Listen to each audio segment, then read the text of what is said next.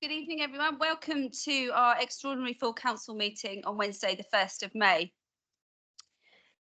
There are no planned fire drills, but I will just run through the emergency procedures. If you hear the fire alarm sound, please treat it as a real emergency and evacuate the building via the nearest escape route. The nearest escape route is via the stairs to your left as you leave the council chamber or public gallery. Exit by the door at the back of the building and walk across the inner car park to the evacuation point, which is the pavement opposite the police station. The lifts can't be used in the event of emergency. Please do not re-enter the building until you're advised it's safe to do so by a member of staff. I would like to advise both members of the public and press this meeting is being recorded and broadcast live. Mobile phones should be switched off unless they are being used for the meeting. Please only speak when I ask you to do so and speak clearly into the microphone. I have apologies from Councillor Jones-Evans. Is there anyone else? No, and everyone else here, so everyone else is present. We'll move on to the agenda. So I forgot to welcome those in the gallery up there as well, so thank you for attending. Now, item 1 is to approve the minutes of the full council meeting held on the 20th of March. So I will just go through those and sign them off. Get them first, sorry. Is everyone happy with the minutes? Is there any challenges on the minutes? Yeah, Councillor Spink? A point, please. Could I have added to the minutes, so it's about the third paragraph from page 11, where it says voting was requested and the vote took place.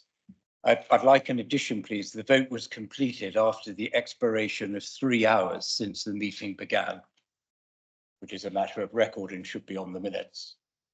So the vote was completed after the expiration of 3 hours since the meeting began.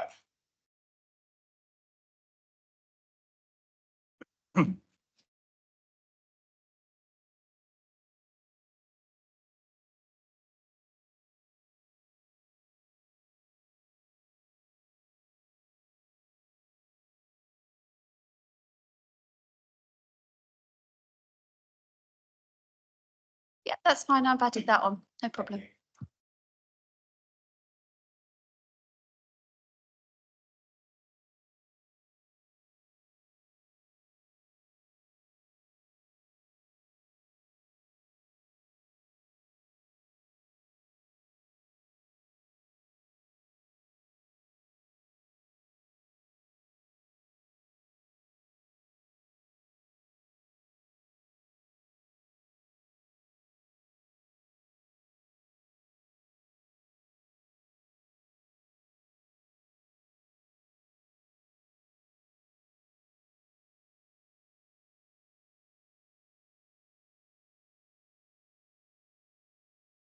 On to item 2, the declarations of interest. Are there any members that wish to declare?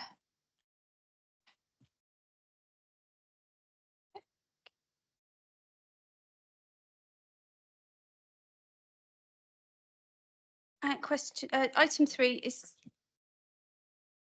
I was told a statement was going to be made by Justin in terms of a general dispensation. I think he sent out an email to that point. Is that no longer the case? No, I wasn't aware he was making a statement about it, just that he'd sent it out in advance. Right. I did speak to him. He said it would be announced at the meeting. Never mind.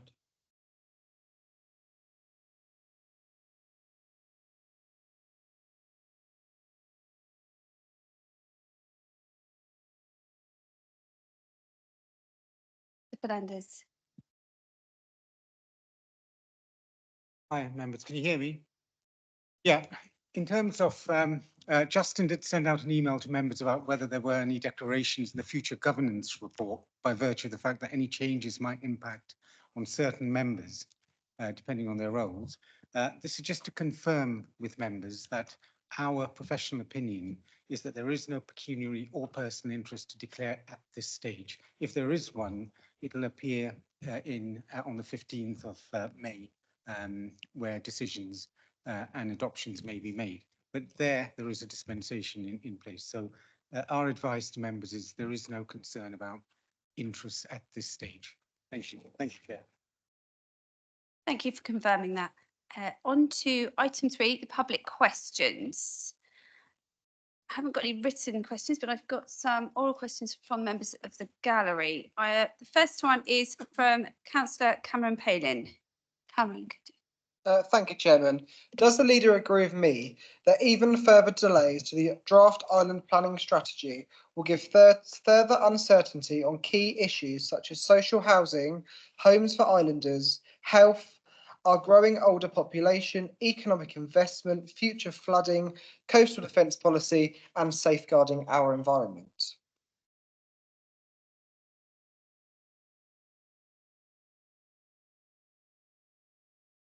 Councillor Fuller, would you like to comment on that, please? Thank you very much for the question, Cameron. Yes, this is one of the concerns that we do have if the IPS continues to stall. Again, I have been approached by a lot of members of the public in the last few weeks asking us to get on with this, and that is one of the consequences. We obviously have the debate later on, and members will make up their own mind where they stand on the dips. Thank you. Thank you, Councillor Palin. The second question is from Adrian Whitaker. Please come forward with your question. Thank you.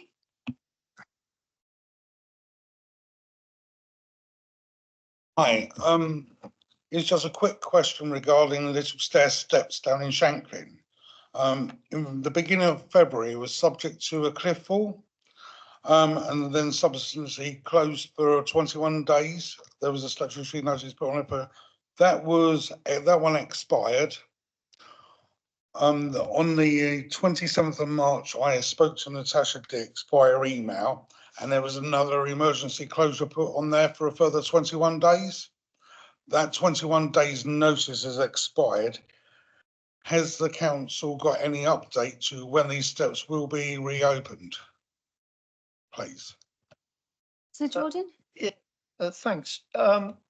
Exact date, no. We're working hard to get those steps open. You're right, there was a cliff fall. The cliffs and the area is extraordinarily wet. We're monitoring it. When it's safe to clear away the debris, we will do.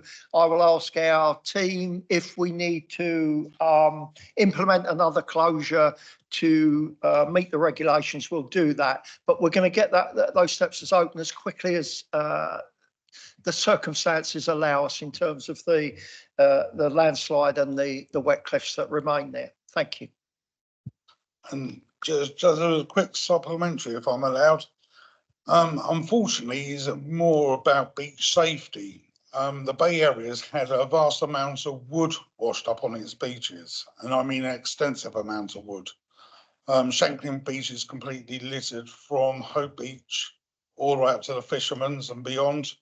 And the same lake's not too bad, but Sandown's got some wooden debris. Is that plans to have all that cleared before?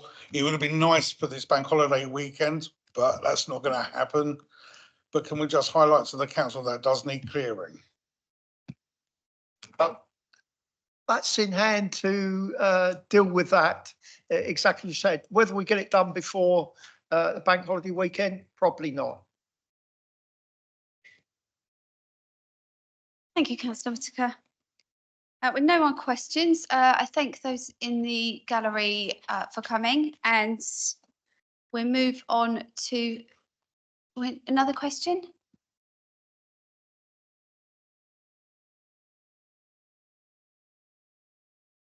Yeah. Okay, there's a microphone. If you could just tap the. Thank you. Could you just announce your name, please? My name's Matthew. Thank you. No worries.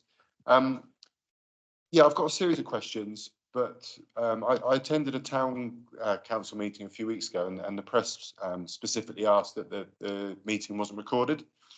And for my kind of, yeah, my own kind of, you know, secrecy, not secrecy, sorry, wrong word. Whatever, but I'd rather, if yeah, maybe at the end of the meeting, I could have 5 minutes just to express a few things. I think my questions are probably a little bit deep for this meeting, but I also think they're quite important things that not just within this council, but on a bigger kind of picture that being a member of the public and listening to my peers and everyone around me, that there's some relatively important bits, and it's obviously a choice to listen to me as a member of the public or not. But I think it may be better at the end when you finish recording, more on a personal basis at this stage.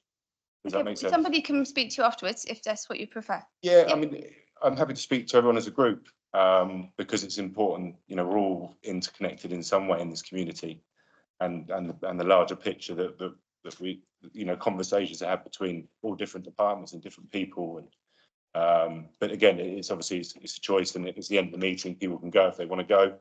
If they want to stay and listen, then I'd be happy to. Public questions can only be now. Okay. So if you've got a question for us now, but you could speak to somebody privately from the council after the meeting, if All that right. was more Well, I've- appropriate to your need. My slight issue is I've got a lot of questions and I don't want to waste people's time. I can allow you one main question Okay. and a follow-up one at this point in time. Okay, all right then. I'll have to pick one. Yeah. At present, there are 10,000 council workers that are off sick on long-term leave.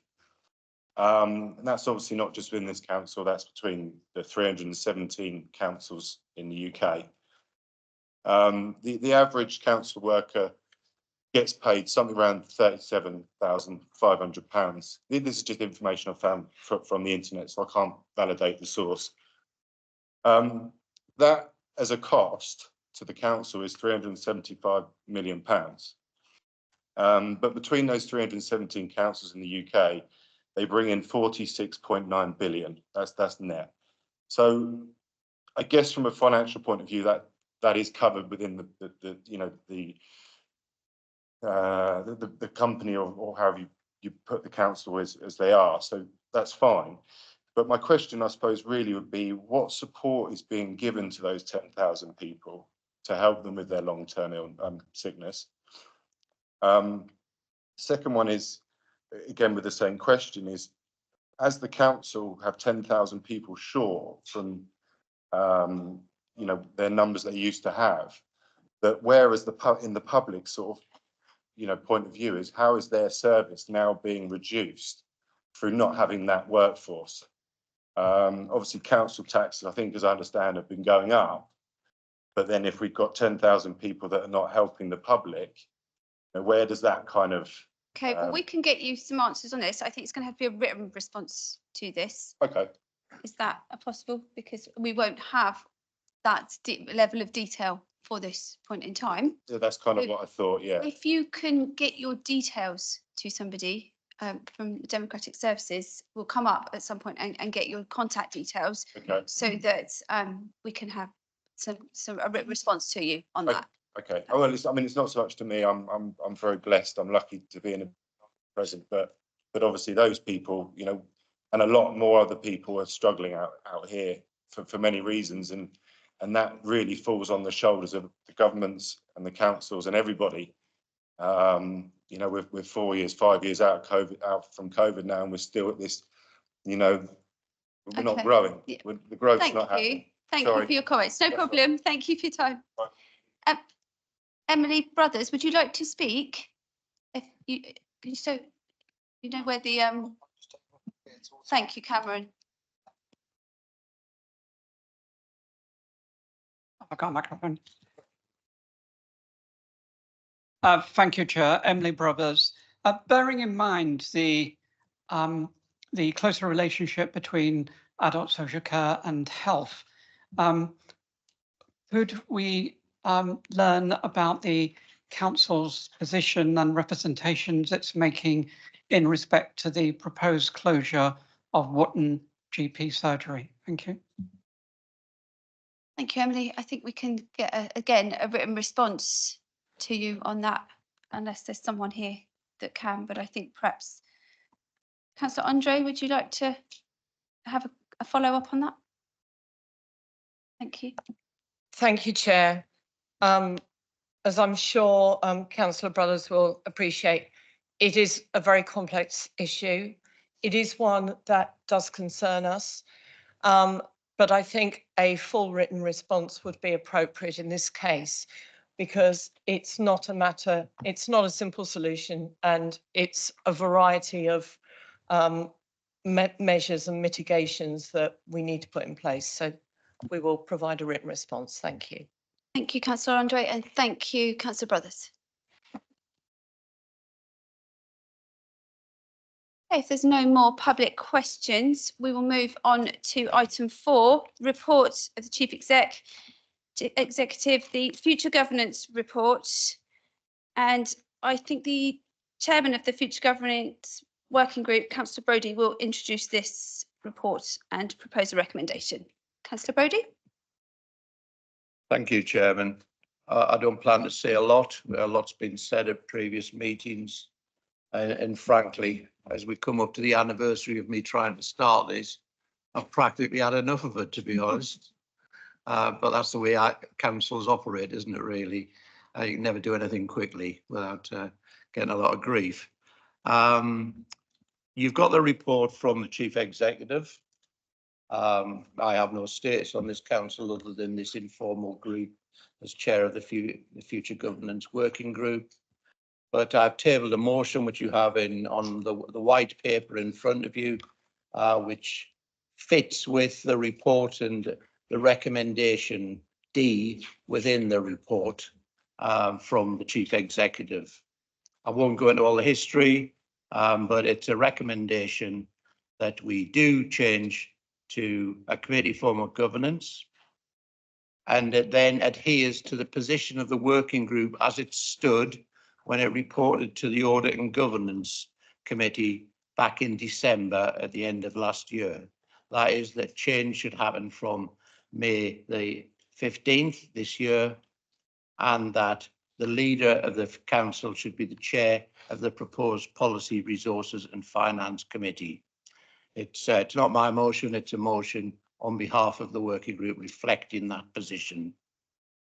There are undoubtedly risks with going ahead with this year as opposed to next year, but it has always been said, and officers have confirmed this, including the Chief Executive, that 2014 is achievable if that's what members so wish.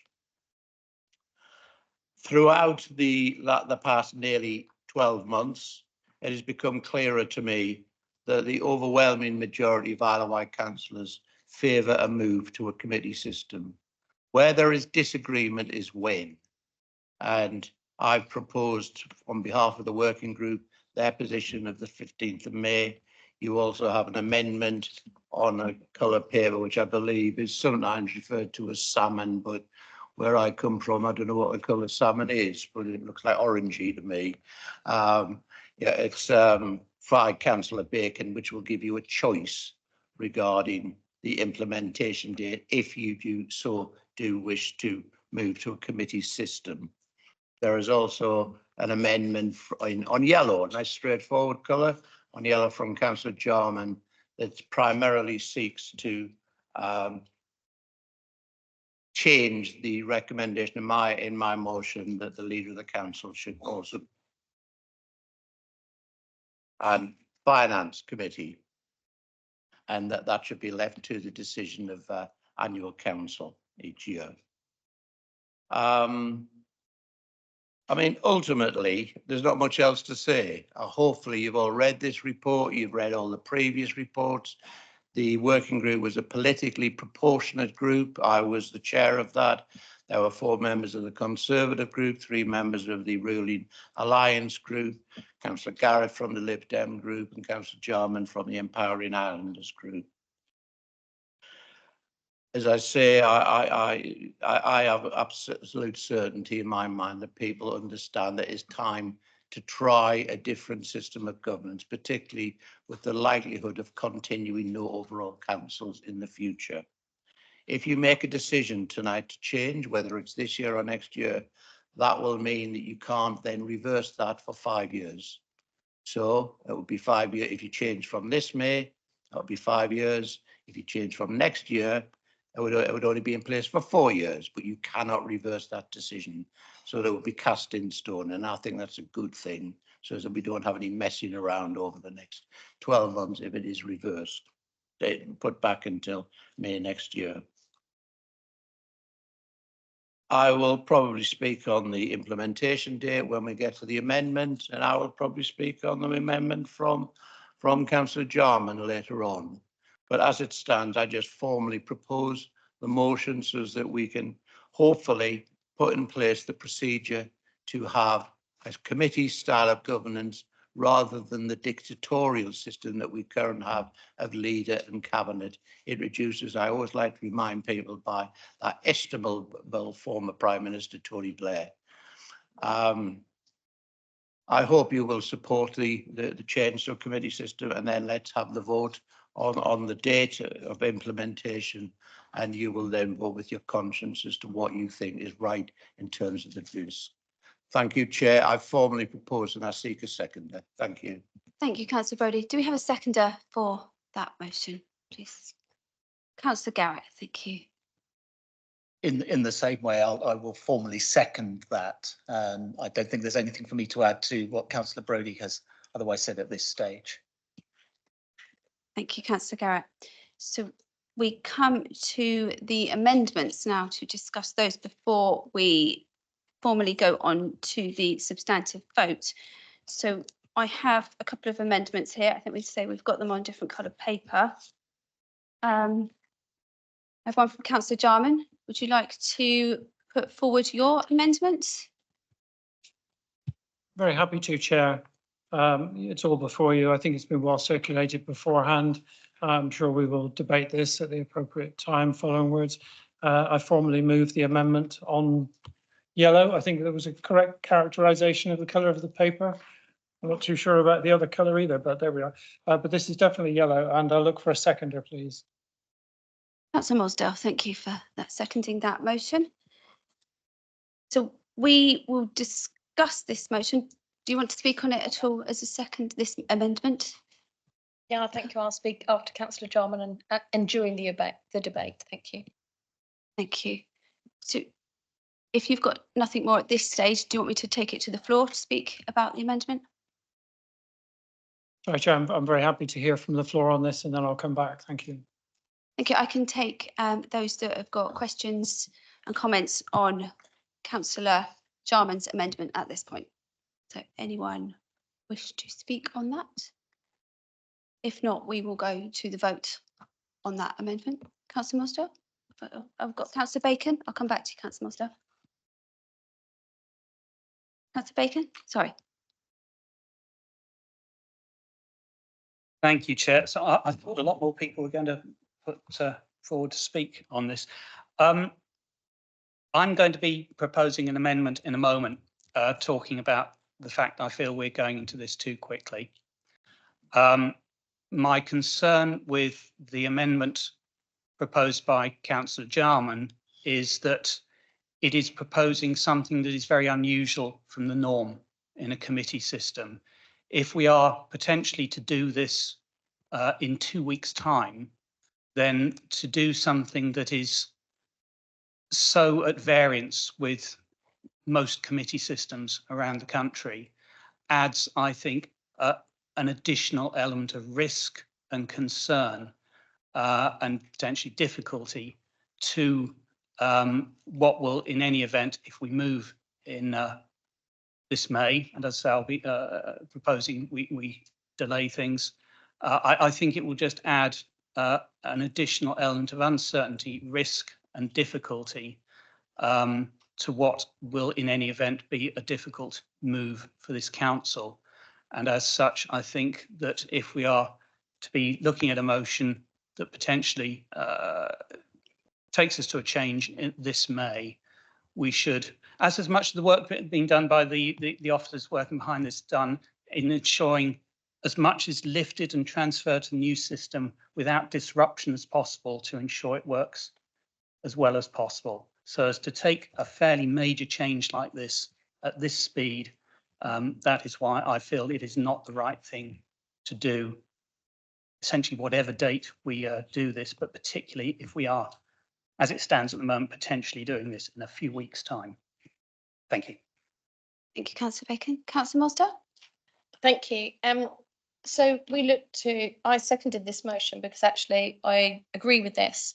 I've worked, as you know, as a councillor for nearly 8 years now, and I've seen different people who do finance roles and different people who do leadership roles who have different levels of personalities and qualities to do those roles.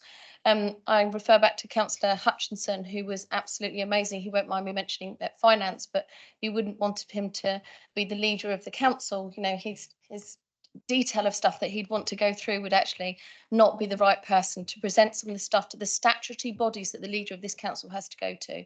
So there are different memberships that the leader of the council has to do on outside roles outside this council.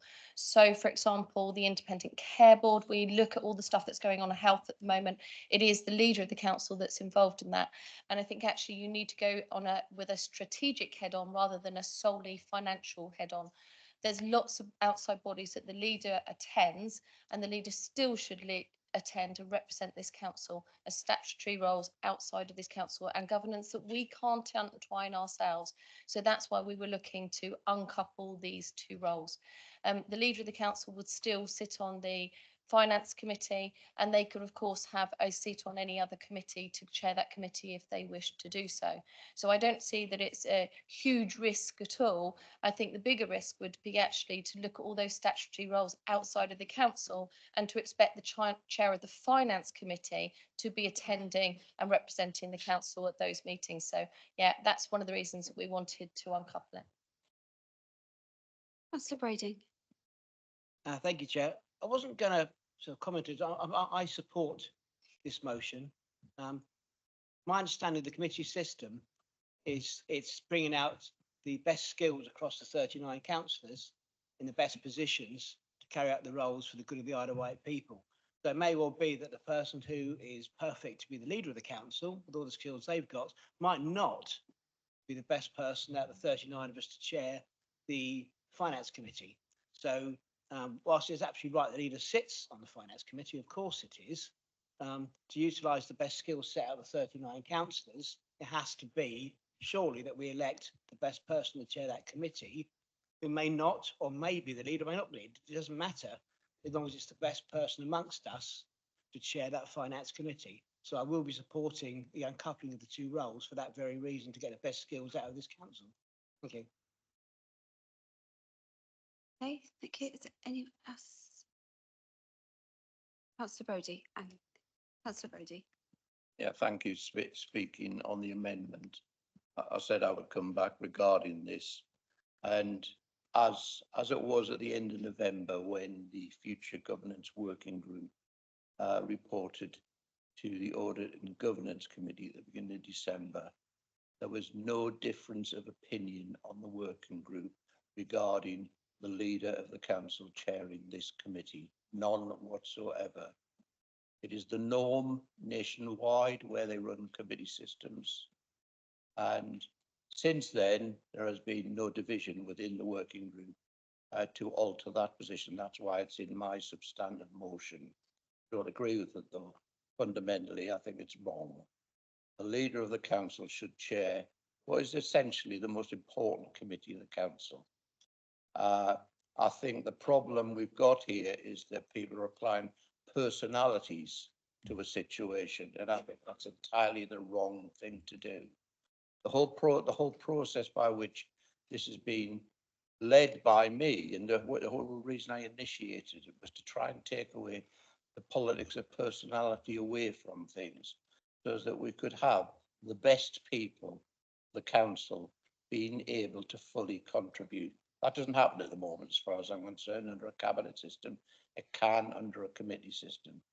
But with the start of the change of some members of the working group early this year to move to this amendment position, I started to have concerns. It's not in my substantive motion, but in the amendment, I will be opposing it, and I would urge other colleagues to do the same. Thank you.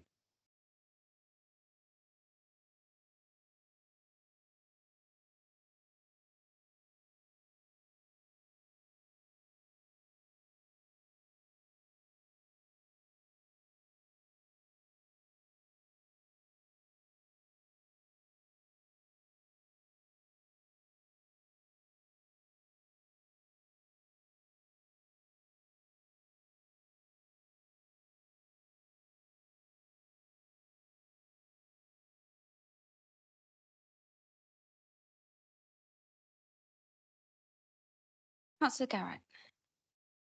Thank you, Chair. And I would echo Councillor Brody's analysis of this situation. It's the Policy, Finance and Resources Committee, not the Finance Committee, that is being proposed.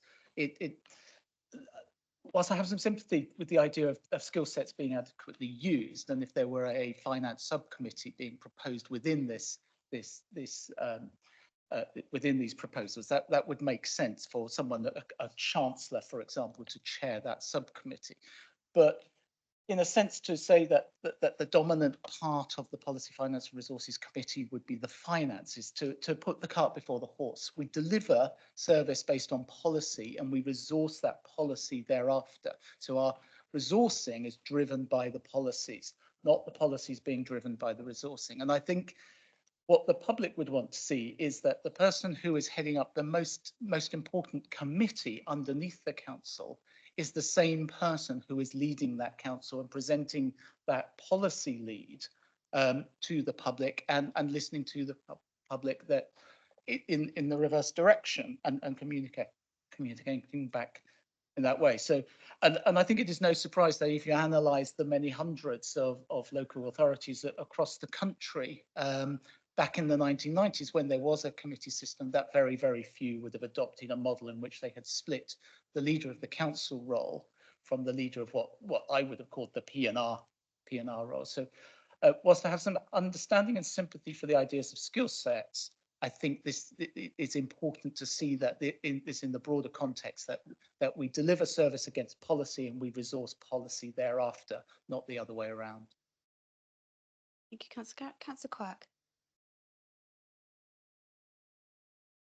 I have worked in a committee system in the past.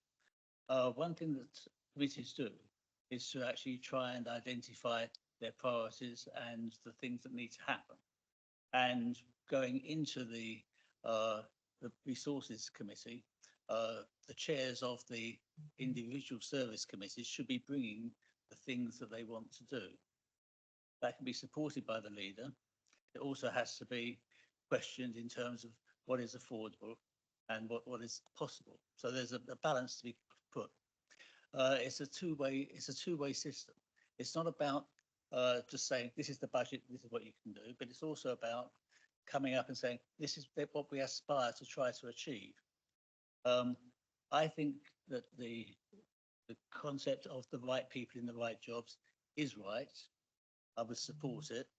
I will just point out to Councillor Brody that at the time the discussion was on this role and keeping it as the same job. The committee wasn't politically proportionate that day, and I did raise the concerns of the Conservative group, and we came back and they were discussed at committee at a time when Councillor Brody was unfortunately unable to be there. So it has been in the committee. It isn't sort of something that's come across just today. It's not a last minute thought. It has been there for some time. And I personally think that the amendment is sound because it will work for us. If it doesn't work, we can review it in the future, but I think it will work. Thank you, Councillor Quirk. Councillor Fuller? No. Councillor Quigley? I wasn't really bothered either way on this until I heard what Councillor Muzzle and what Councillor Quirk just said then. I don't think I've seen a worse example of politicking ever. I think it goes against entirely what Councillor Brody put this forward for in the first place and is entirely personality based. And I think the last sentence from Councillor Quirk says it all, is it works for us and we all know who us is.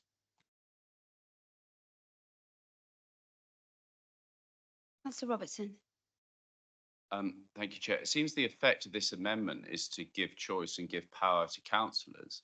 It'd be perfectly open if this amendment goes through for councillors to elect a leader and then elect that person to also be chair of finance.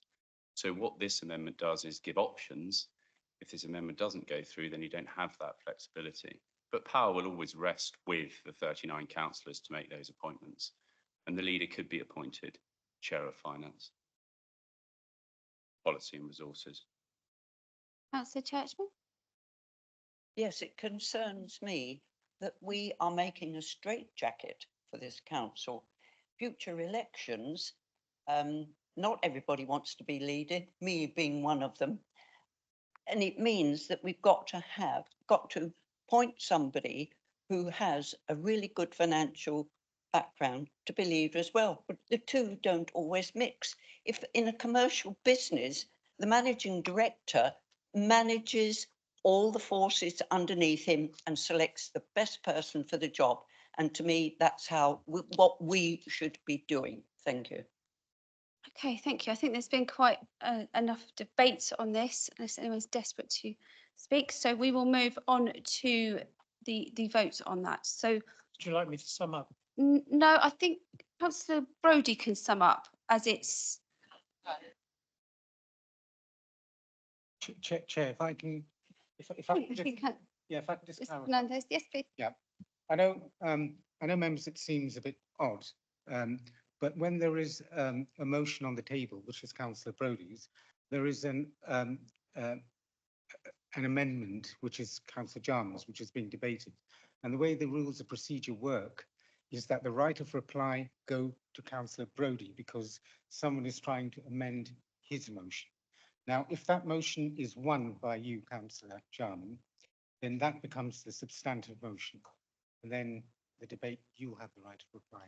So strictly speaking, in terms of the constitutional rule, it is Councillor Brodie who has the right of reply, but we have gone slightly out of sequence. And I think what Councillor Jarman should have done is had your speech when you were moving. I did say I would speak at the end, so I. Oh, Councillor Brodie? Chair, can I just propose that you show some kindness and allow Councillor Jarman to speak? I will allow him to speak, yes.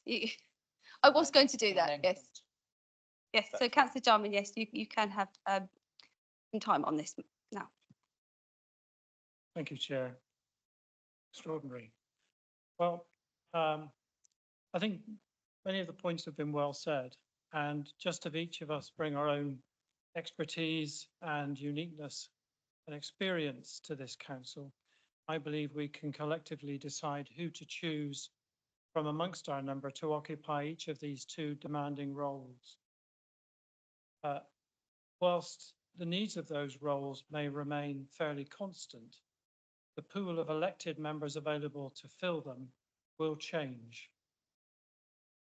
To move forward with the automatic assignment of a selected leader to simultaneously occupy the position of chair of the Policy, Resource and Finance Committee presumes attributes that may not be the case, or an inclination which may not be present. Any given leader selected from time to time may not wish to assume position of chair, be the best match of skills and expertise, or simply lack the time required to fulfill that secondary role. There should be no undue pressure on any member to be shoehorned into a consequential role following election of leader, as and also no disincentive for any member to stand for the office of leader, knowing that the consequential demands that will be expected of them. Disassociating the positions of leader and chair of that committee does not preclude a worthy individual seeking both positions, or of this council electing them to both. It simply provides for the two to be different members should this full council so decide. Retaining to full council the decision of appointments for the two positions is, I believe, both democratic, pragmatic and responsible. And that's why I brought this motion. Thank you. Councillor Jarman? Thank you. We can now move on to voting on that. Don't have to go back to this. Anyone else? No? Excellent.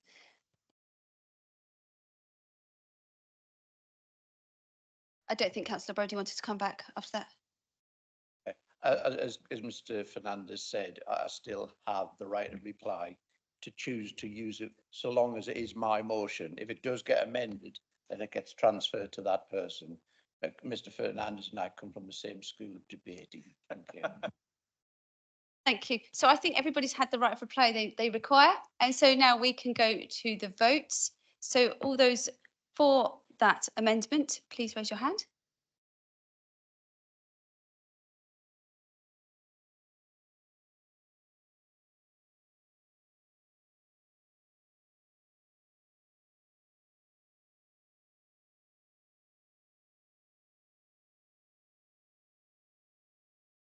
Those against that amendment?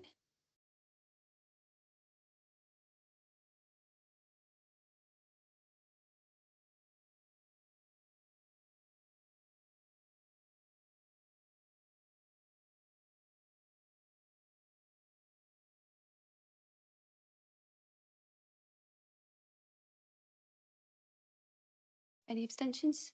Has I missed anyone? No? Okay. That amendment is carried with 24 and 18 against. Thank you. So now we move on to the second amendment, which is on the peach paper, buff. Can give it some names. No, not buff. Okay, it's the salmon one, orange, whatever, is from Councillor Bacon, please. Thank you, Chair. I think it's peach. I'm going to say peach. My only problem with that is it clashes a bit with my shirt, but I'm not going to complain too much on that as Grant. Chair, I was a member of the governance group, and also I've been closely following this process as the relevant cabinet member. And the amendment I've put forward, it reflects the position I've held and stated since November last year when the group made its recommendations. The amendment deals with essentially one of the two major questions we've got this evening. Do we do this? When do we do this? I think for most, there is no argument against the first of those questions, but this is a fundamental change to the way this council operates, changing procedures embedded over at least 20 years, and I think we're doing it too fast. Much of the discussion, indeed much of the content of the paper we have talks about risk. We're being driven by a law which says that implementation of any of these such changes can only happen at an annual council. And of course, for this year, that's 15th of May, 2 weeks' time.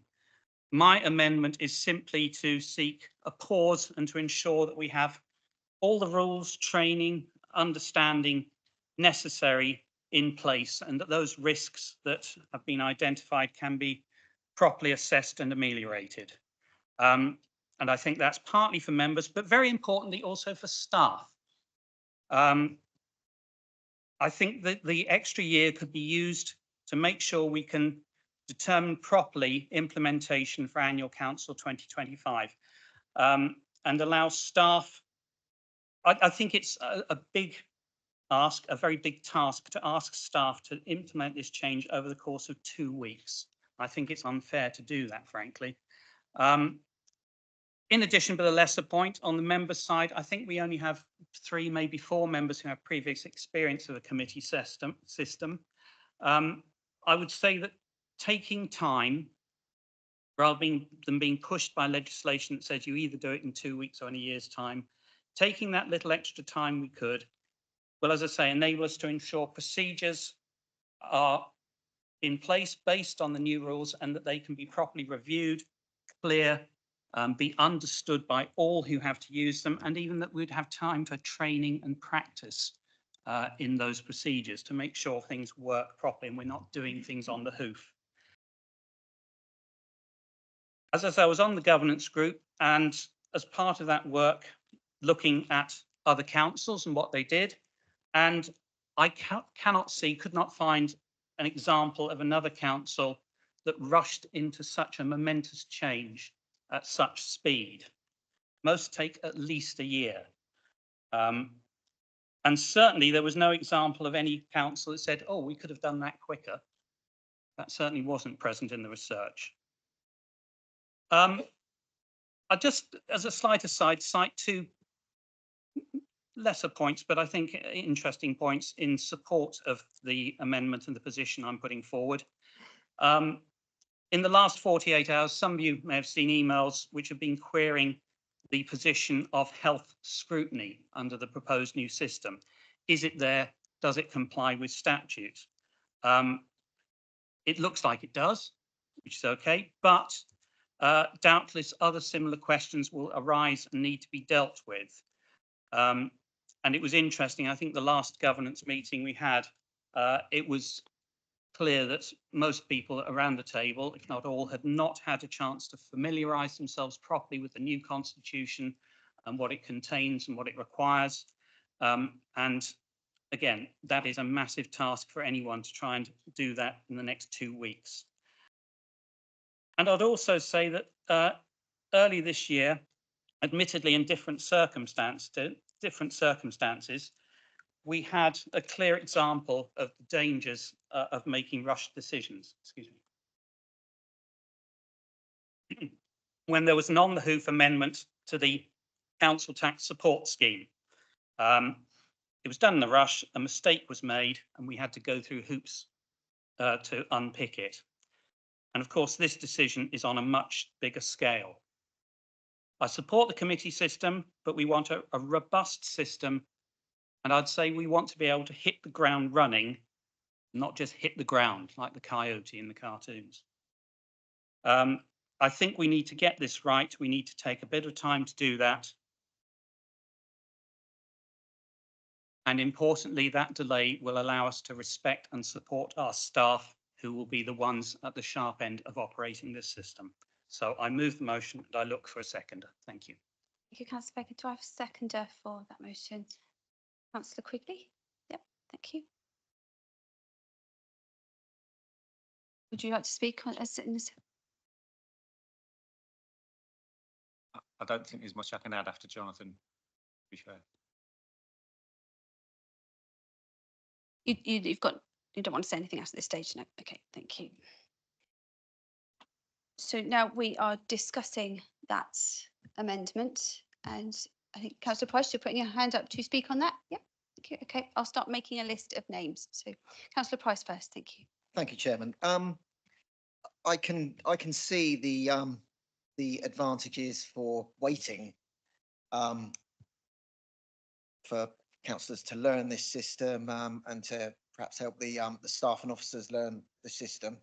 But equally, there's a bigger risk of next year when there's a new council with some of us maybe still here. There's likely to be lots of new members coming in, and to try and get this system up and running with a brand new set of councillors would be far more problematic. I think if we're going to adopt this system, we should get on with it. Let's adopt it as soon as possible. All of the issues will be brought out during the next 12 months. And by next May, it will be well embedded into the way we operate here. So I fully support what we've already had in front of us, and unfortunately cannot support this motion. I think we should move to the committee system as soon as is physically possible. Thank you. Thank you. Councillor Ellis. Thank you, Chair. Up until last week, I would have supported this motion, this amendment to the motion. I felt that a committee system was the way to go, but I also felt we were rushing into it. However, having attended the briefings, the officer briefing last week, and listened to what was said there, I'm now quite comfortable and quite satisfied that we can and should go ahead and move to this system next on the 15th of May. So I'm afraid I won't be supporting this amendment. Thank you. Councillor Lilly. Thank you. I will be supporting this amendment. I do believe in the long term, moving to a committee system is the best way to encourage and engage new councillors and widen involvement and debate.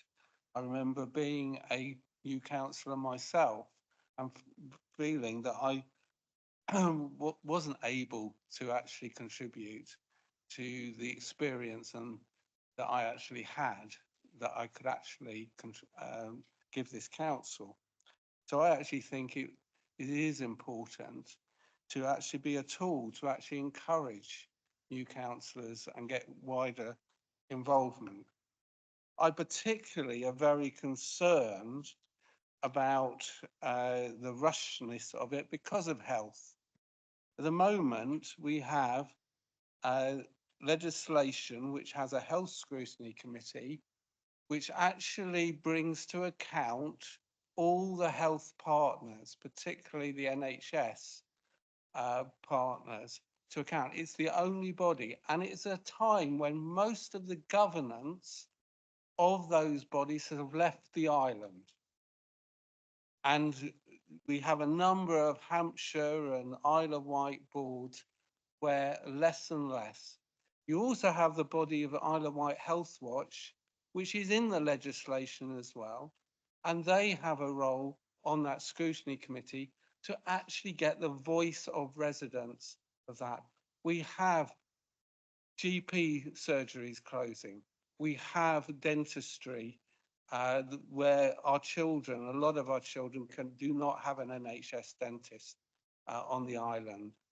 We have a range of health priorities. All the main ones, the Isle of Wight, St Mary's is going to Portsmouth, etc., etc. We're having huge issues with the ICB within this. And all you've got is item 6 on page 11, adult social care and public health and housing, as one thing. How is that committee going to do those? At the moment, the health scrutiny committee probably goes on nearly 3 or 4 hours just dealing with the NHS, let alone the other departments, the public health and adult social care. I think it's far too soon and rushed. We need a year to get these things right. And it is not the time to do it, particularly from the point of view of what the health crisis we have on this island at the moment. Councillor Mosdale. Thank you. 2 points. Firstly, I don't think we credit our officers with as much credit as we should give, because actually those officers are going to be writing the same reports for a committee as if they were writing it for a cabinet member. Those officers aren't changing. That's excellent skill set that we have. Those officers will be writing those reports. They'll be able to do that report for a committee system or for a cabinet report. That's not going to change. It's a bit when government changes, all the civil servants underneath don't suddenly get kicked out the door and go, oh, we've got new ones now.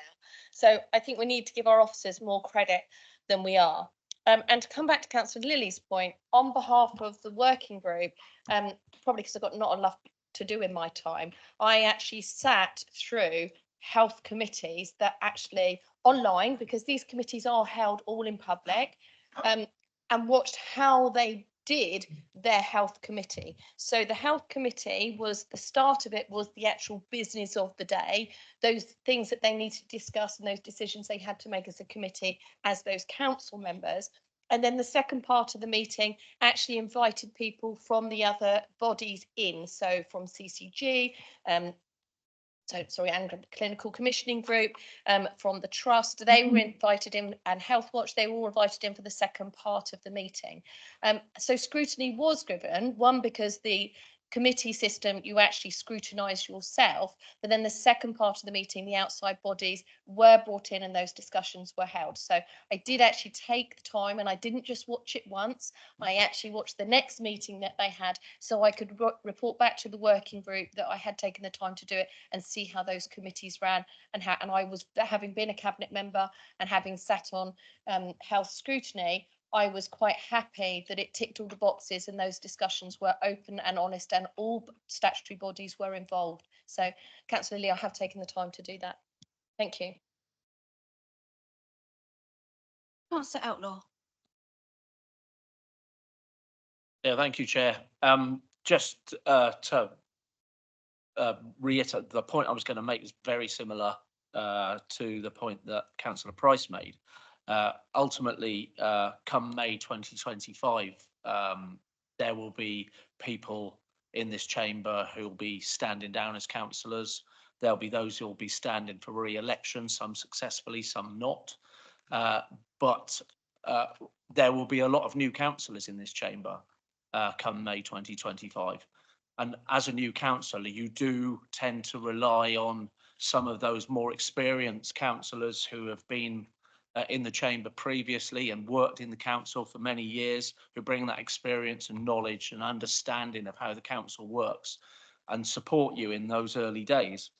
So I think it would be better for the long-term future of this council to, if we're to move to a committee stage, to do it now, when you have 39 council members with a minimum of 3 years experience under their belts, and those that are left come May 2025 can have that knowledge and understanding of working in that committee environment for a minimum of a year to support those new members. Thank you. Thank you, Councillor Jarman. Thank you, Chair. Yeah, I think there can be no greater call on us at this moment than what we're discussing, to restore the full representation of all residents on this island through the equal participation of all of their elected representatives and at the earliest opportunity. And a very simple way that I'd look on this is to say, there's a very common phrase, justice delayed is justice denied. And here I would say democracy delayed is democracy denied. We should get on with this, do it now, give us a year to bed it in, and we can move on, I think, fairly quickly with what I believe the vast majority of us want to do. Thank you, Chair. Councillor Fuller. Thank you, Chairman. I have the envious position in that I was a member of the committee structure between 1995 and 2001, and I was also an opposition member in that committee system. I've also served as members of the ruling group and as a member of opposition. So I think I've got experience on my side. I think, you know, looking at the proposals that we have, the concern that I have is the lack of regularity of when these committees will meet. When you look at how broad those committees are, they are quite extensive. And those meetings at the moment will meet 4 times a year, which I don't think is enough, in my opinion. Even if you increase it to 6 times a year, you will still struggle to get the amount of work done that will need to happen. From my point of view, is that and what I saw when I was on the committee previously was the attendance of other members. I would be a regular attending the meetings of the committee because other councillors were not able to attend because they had other responsibilities. I think if you look at the attendance for the committees between 1995 and 2001, I was probably one of the most regular attendees of those committees because I was just filling in, deputising for other members. And again, it was difficult. It was difficult for members who were working to be able to give up the amount of hours that sometimes these committees needed to run for. And again, if we're looking at having few committee meetings, then you are putting quite a huge burden on that committee to make decisions in a very short period of time. Those committees will have to meet during the day for quite long periods. And again, there is the issue with that about being inclusive of our members. What I don't want to see is that members of our wider community not being able to attend the meetings because they have other commitments such as work. So that is a concern to me. That said, I do support the committee system. I always have supported the committee system. And the reason for that is because members of all parties can step up and be involved. What I really want to make sure happens is that all 39 members do step up and be involved in those committees, because knowing that there are responsibilities that many members on both sides of the chamber have, I am a little bit concerned. And I think what we need to do is actually reading through the paperwork is that there are risks. With those risks in place, I want to ensure that they can be properly sought out. Thank you. Thank you. Councillor Quigley. Trying to think of a situation which I've come across many times in various different guises of where something this important gets rushed through and it's nearly always down to self-interest. We've not managed any public consultation or meaningful public consultation on this. And I think the public deserve to have some voice in what's the biggest change to democracy on the island for a long, long time. I mean, they're in danger of having none. So those that are against the motion, I think you need to ask yourselves honestly, are you against it for the good of the island, or is it just because it's for the good of your party? Thank you. Councillor Brading next, please. Thank you, Chairman. If you go back 12 months and ask me the question, as far as I'm concerned, a cabinet system was the right way to manage this council, because that's all I ever knew. As a fairly experienced councillor now, you know, I'd known the cabinet system and I'd seen some of the things that happened. But when a more experienced councillor, Councillor Brodie, comes forward and says he wants to set up a working party, look at a change of model to governance, I obviously supported that paper last July. And it is last July, remember. Under Councillor Brodie's leadership and the working group, a lot of work's got into where we are now. The feedback I've had from members of our party that are in the governance working party is that officers are happy. Officers, yeah, it can be done. It isn't rushed. The point was made by Councillor Lilly. We need a year. We've had 11 months. So the work's been going on behind the scenes. Councillor Baker, we do need a robust system. I agree. We've got to get it right. Of course we have, for the island. Councillor Fuller mentioned meetings. It's actually 6 in the paper, but that's a minimum of 6. I had a conversation myself with one of the directors. The same paper will be prepared, whether it's for a cabinet member or whether it's for a committee. And if more meetings are needed, then the chair of that committee and the director would arrange more meetings to make sure that business is done properly. So we haven't rushed this. If we're going to do it, we do it now. We do it now for the good of the island, because it's not political. It's the good of the island. There's 39 councillors. Well, Councillor Fuller mentions his experience. There's a lot of experience between the 39 of us, and we need to put that to good use, the good of the island now, and to do it next year with a change of council at the same time would be more of a risk, in my view, than it is doing it now, where it's embedded in for a new council when it comes into force. Some of us may be here, some of us may not be here, but to have that system embedded now would help new councillors come into the current system that is working.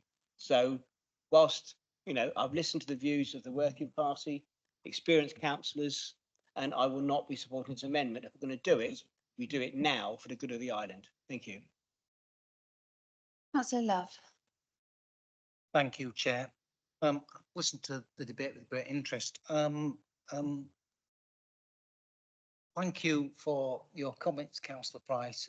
I understand your nervousness about seats being lost, particularly if you're in a particular group at this moment right across the Parliament. So I totally agree with Councillor Lilly's comments on this. There are lots of unanswered questions yet for me, and I'm being consistent in my approach from this right from the beginning. So I think it is important to delay it until 2015. I think it gives us the time to reflect, consider, and be democratically engaged with our population. Because I was disappointed that we voted not to do a consultation, but that's democracy. That's what people voted for. But I would still want to see a greater engagement of the general public out there to be informed, to understand exactly what is going on here. In terms of the change to a committee system, because it does seem as though that is the will of this particular House. I support totally Councillor Quigley's comments about, you know, about consultation. People need to understand it. I don't think we've done a very good job of that at all. And why do I know that? Because nobody's talking about it. People at least generally have some comments about it, but people aren't talking to me about it. I'm still very unsure about some of the risks. And I still keep coming back to this. What is the benefit to the general public? What is the benefit to them in their daily lives of changing to a committee system? And that I think needs a bit more explanation yet. And that's why I will be supporting a delay, and I'll be supporting this amendment, because I think we need to take the time to do it. You know, yeah, I'm not going to say any more than that, because that's what I think. That's what I think we need to do. I think we need to take the time. Councillor Love, Councillor Garrett. Thank you, Chair. Councillor Love, with you. Thank you. A lot has been mentioned about risk, and it'd be remiss of me as Chair of the Audit and Governance Committee with a risk responsibility to address that. And we took a paper on Monday, and we found that the appendix regarding risk was spot on. It identified those risks, scored them, and offered mitigations. And I'm sure those of you who have looked at the appendix will find that there are 9 areas in which it's marked red, and that it describes in a number of cases that this risk needs to be accepted. Now, it's not enough to just accept risk, it's to take responsibility for risk as well. So I'm very much minded by a metaphor that I've used with some of my colleagues. Actually, I've got a pretty high risk appetite. Some of you may know that in the past I've gone rock climbing. I hate heights, but something about that achievement is thrilling and enjoyable and whatever. But when one goes rock climbing, one climbs with a climbing partner. You're either leading or you're seconding, and you climb at the level and at the speed of the person who is the least risk, has the least risk appetite. And I've been there. It's pretty scary to go up a rock face, which somebody who climbs much better than you achieves. And so I'm guided by that metaphor and the responsibilities of accepting risk. And I'm also guided by something that was attributed to John Maynard Keynes: when the facts change, one changes one's mind. I have been an enthusiastic supporter of the committee system. I remain an enthusiastic supporter of the committee system. But it's my responsibility to weigh up the risks, and the partners that we have in this process, all 39 of us in this chamber, all the cadre of officers. Can I just say thank you to those officers who pulled off a tremendous job in getting us to this debate. So it may surprise some, but I will be supporting this amendment tonight, not to delay the committee system. If we go to a Section 9KC resolution tonight, we will have put in place a committee system. But I think we will give ourselves the time to understand that system, put it in place for a new council. Those who remain on the council will have worked within committees already. I chair one, and I've been on others, the Harbour Committee, the Pension Fund Committee. So we have experience of committees, whether or not we go to 2024 or 2025. And I have concluded that 2025 is the right date for this decision. Councillor Lever. Thank you, Chair. I'll try and keep it brief. I have concerns, but I'm still supportive of the committee system. I'm just not supportive of the current timeline. A big part of that is after speaking with officers and being acutely aware of the stress they're already under. We just heard from the gentleman up in the gallery earlier about how government, local and national, can help prevent instances of ill health in officers leading to absence from work. I think one great way to do that is to not put undue stress on officers. Dragging the dips out is a great example of not doing that. And this is an opportunity to avoid that undue stress by giving officers reasonable time to implement this well. So for that reason, I'll be voting for this amendment. Thank you. Councillor Churchman. Yes, Chair, this year, next year, sometime, never. The officers have worked extremely hard to put this all together, for which I thank them, and I'm sure the rest, everybody here does. They've done an extraordinary job. Councillor Brodie, too, has done a fantastic job in pushing this through. And I agree with what Councillor Outlaw said. If we pass this now for May in 2 weeks' time, then we have 39 experienced councillors who have looked at the risks and assessed them. If we wait another year, we could have half of this council as new people. And I'm sorry that it's bad enough being a new councillor, as I'm sure you're all aware. So I personally think we should vote for putting this in for May 24. Thank you, Chair. Councillor Sarah Bedrock. Thank you, Chair. I just want to ask, what is the harm in waiting? What is the harm in preparing ourselves for next year? I think if I was to think about this as a business and I were to make such a massive change, there's no way that I would decide to do that in such a short space of time, because we do have to care about our staff, as the gentleman said, and we also have an obligation to the residents of the island. So in my ward at the moment, we have a really pressing issue with the GP surgery, and I have the opportunity to hold the decision makers to account within the structures we have at the moment. If that were to change in 2 weeks, there's a lot that could happen, a lot of distractions, and things will be delayed. It'll get slower. And I've made a commitment to my residents to make sure that I do all that I can. So I don't feel that I can vote for 2024 knowing that it might be a detriment to the things that I need to achieve for them. Yes, so what's the harm in being prepared? Thank you. Councillor Stewart. First of all, I'd like to say that it is clear the level of debate here has been quite substantial. However, I would like to mention something which perhaps I can give the council chamber that other people can't. I have been a senior officer within the civil service. I know what goes on the other side. And as we say, politicians are pretty good for amateurs, but to do real politics, you have to actually be inside. And I'm looking at this, and I was convinced until I started really, really looking at it, and apologies for not having done quite as much on this as I might have done on the dips, for instance.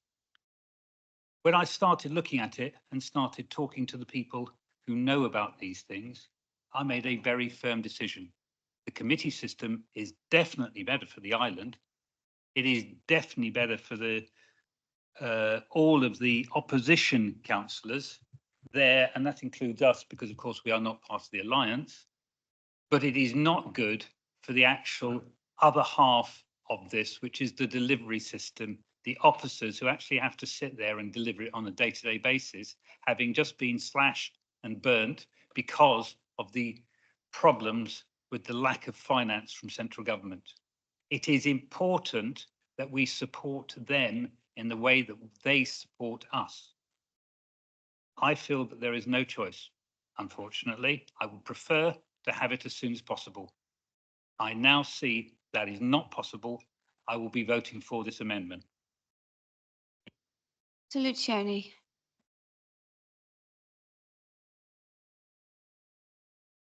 We think we spoke quite a lot, just very quickly. So I support the delay and I support a committee system.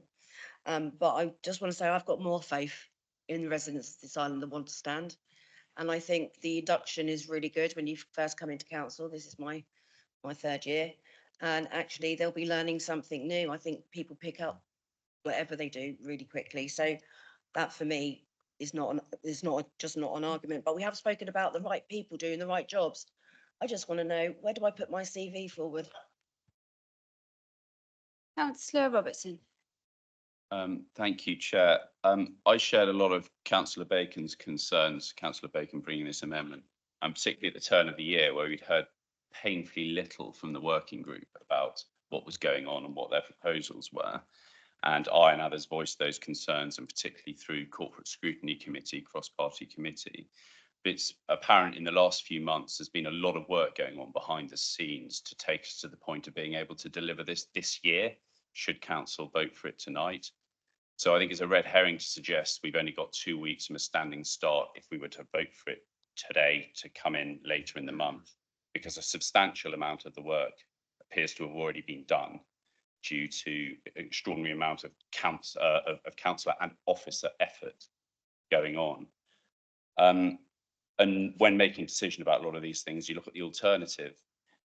It's possible the documentation around the committee system could be a little rough and ready to start with. That seems to be implied in the papers. But there could be nothing worse than the current constitution of this council under a cabinet. The current constitution is inconsistent and a complete embarrassment. And this council has known about it for the last 3 years and has done nothing to improve it. Such that just a couple of months ago, the deputy monitoring officer and I, in my position as chair of corporate scrutiny, couldn't really work out whether the constitution was lawful on a simple call-in procedure for the scrutiny to call in a cabinet decision or delegated decision. If we carry on in that vein, we will only reinforce the public's opinion that this council cannot make decisions, is drifting and doesn't have the public's interests at heart. This is an opportunity to change that in 2 weeks' time and try and deliver some things to this island in the year that remains before the election. Thank you. Thank you, Chair. Councillor Ward. Thank you, Chair. I've sat here and I've listened to people going on about, oh, it's wrong, we won't be able to get it right, we will do this, or we will know that. You know, we're finding faults. You need to do the system to find the faults. Okay, it's as simple as that.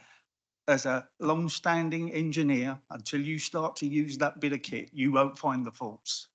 Okay, so what you will be responsible for, all those of you who are supporting this amendment, is in a year's time handing over an untried system to brand new councillors who may not know, you know, one end of a stick from another. That's what you will be responsible for, and that's what you will be responsible for to your residents. But think of that. Councillor Love said, well, what do my residents get out of it? Well, I tell you what they get out of it. They get a councillor who can actually make decisions, get into debates and things like that, which the majority can't at the moment. At the moment, our residents are suffering, and you want that to continue. Do you? Do you really want that? Okay, being prepared, that's what we've got to be. That's what we owe the new council, is a system that we have worked, we have debugged and hand it over working. If you don't do that, you have failed your community. Thank you. Councillor Stevens. Thank you, Chairman. I came in as an elected councillor of the Isle of Wight Council in 2001. A newbie, inexperienced, found the front door, didn't know there was a car park at the back, you know, usual thing. But don't shortchange your officer capacity within the Isle of Wight Council. We had superb induction and training. We had progress reports on each councillor. So don't think if you delay this that you will find that you're coming in with our plates on and know where to go, because that's not the way this local authority has operated. I came into a select committee system, left the committee system that Paul had left. I came in in 2000, as I say. We changed it in 2013, I believe it was, 2014, to the present day model. And the reason we changed it was that we, as independents, wanted to go to a select committee system. From a select committee system to a total committee system. There was a party that's over here on the left, or a group on the left, that actually voted it down, which was a bit of a shame, because had we all got on board at that time, we'd be a committee system now. Now, so to be quite honest, we're all for it over this side of the chamber. I'm pleased that you've actually come and seen that that's the way forward to give everyone a voice, but we've got to be prepared. Now, I came into a prepared Isle of Wight Council back in 2001. I want people to come into a prepared Isle of Wight Council next May, when there will be induction trainings sorted, staff will be briefed and taken into consideration in the way that they should be. Looking at the draft terms of reference for service committees, I congratulate Jeff and his working group. I really do. But there are elements within page 46 at the top there that some of these committees need to be linked at the back, and that's the situation where we've got, shall we say, resources, and then we've got economy regeneration, and up in the other one, adult social care and housing. There's got to be some pulling together there, and I haven't been involved in the general conversation, but I'm not fully convinced that these elements are in place. We've just gone through a transformation with our staff, and all I'm going to say is let's give it a year, work it through gently, because quite honestly, we've got to look after the staff who will look after us in the long term, and we'll get a settled way forward next May. Thank you. Thank you. Councillor Dorr. Thank you, Chair. Find the faults, Councillor Ward. Find the faults.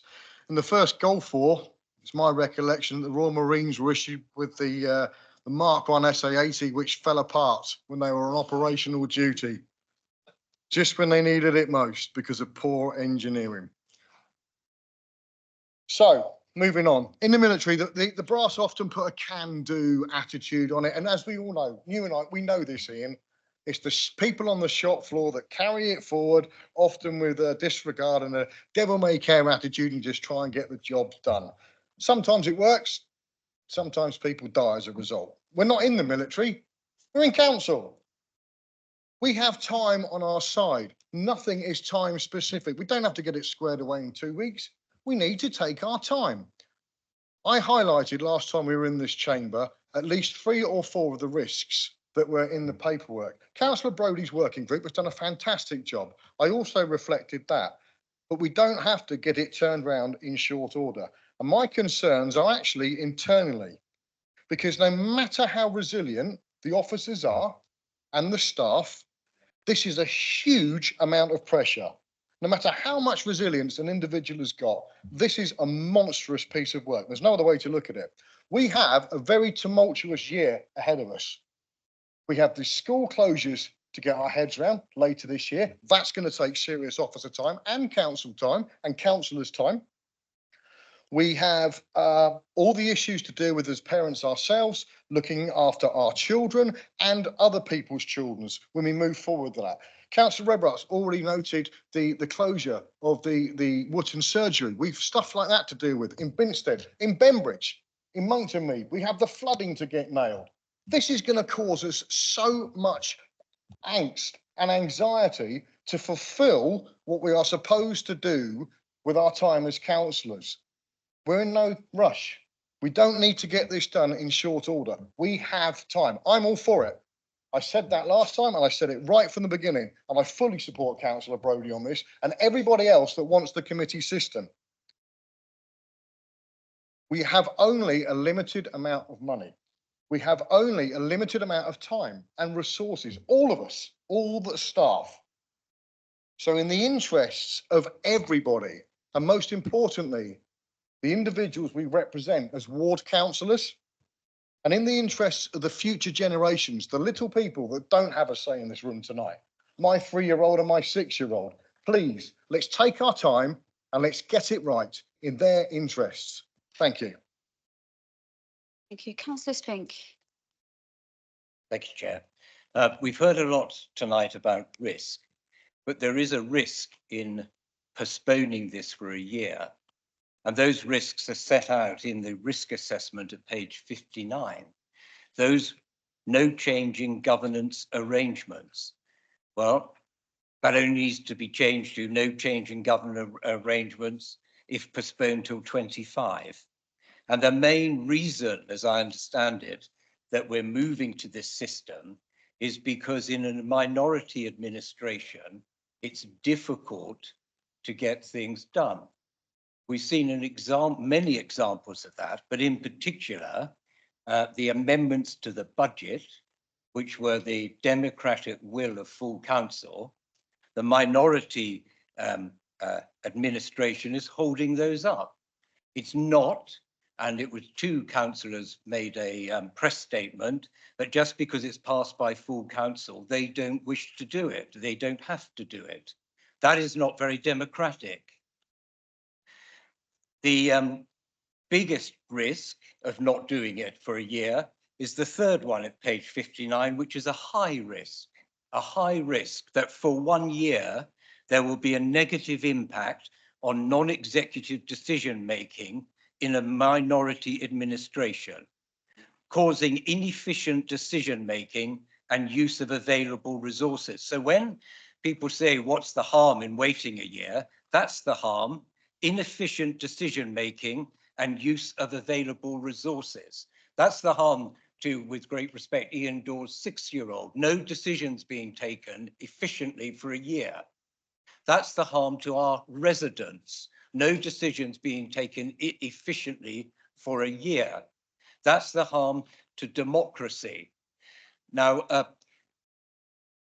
it's the case that there hasn't been compulsory, as it were, or extensive consultation with the public, but there has nevertheless, and it's detailed in the report, been consultation. And most of the criticisms that I hear of the council is that they want to get, people want to get rid of party politics. They want the squabbling to stop, and they want people to get on with policies. If we continue with this system, with a minority administration and party politics playing a large part, we will not be getting on with the job. We will not be satisfying what the electorate want. And I shall be voting in favour of this to take place immediately. One final thing I would say is only a council could say we're rushing this. We've been taking a year over this. Any business would have got this done long ago. Thank you, Councillor Spink. I think we've debated it with all the plus and minuses. Councillor Bodie, would you like to come back on that now at the end? Well, I'd like to make a contribution of it, but it isn't my right of reply because I've lost that now to Councillor Jarman. I'll put you on the list then, Councillor Bodie. Yes, I mean, I've listened very, very carefully to everything that's been said, and I don't think we've had a more rational and sensible debate in this council chamber for a long time on such an arcane subject, to be frank, which is quite bizarre to be honest. Only we could have debates like that about the budget and planning and need for decent housing for people. It would enhance this council a great deal. I make no bones about it. I have always opposed the cabinet system. I think it's undemocratic in the extreme, and it marginalised quality councillors at the expense of less good councillors, should I say. About a month, well, it would be about 3 weeks ago, perhaps, but not even that, 2 weeks. I was on the Red Jet. Most people know I'm heading to Southampton Hospital on a regular basis these days. And as if that wasn't bad enough, I got this draft report from Claire Shand with all the lists of risks, etc. You know, and my immediate reaction was, I've got to edit this down to about 3 instead of the 17 or whatever. I haven't counted them, Andrew, so don't call me to that. You've got to edit that down too. But I couldn't do that because it was a fair reflection that there always has been risks in this. And I've worked as the chair of the group on the basis that it was deliverable if the officers told us it was deliverable. And that was what we were consistently told once we brought them into the circle. So it was exclusively councillors till early December. Then we brought in the officers, etc.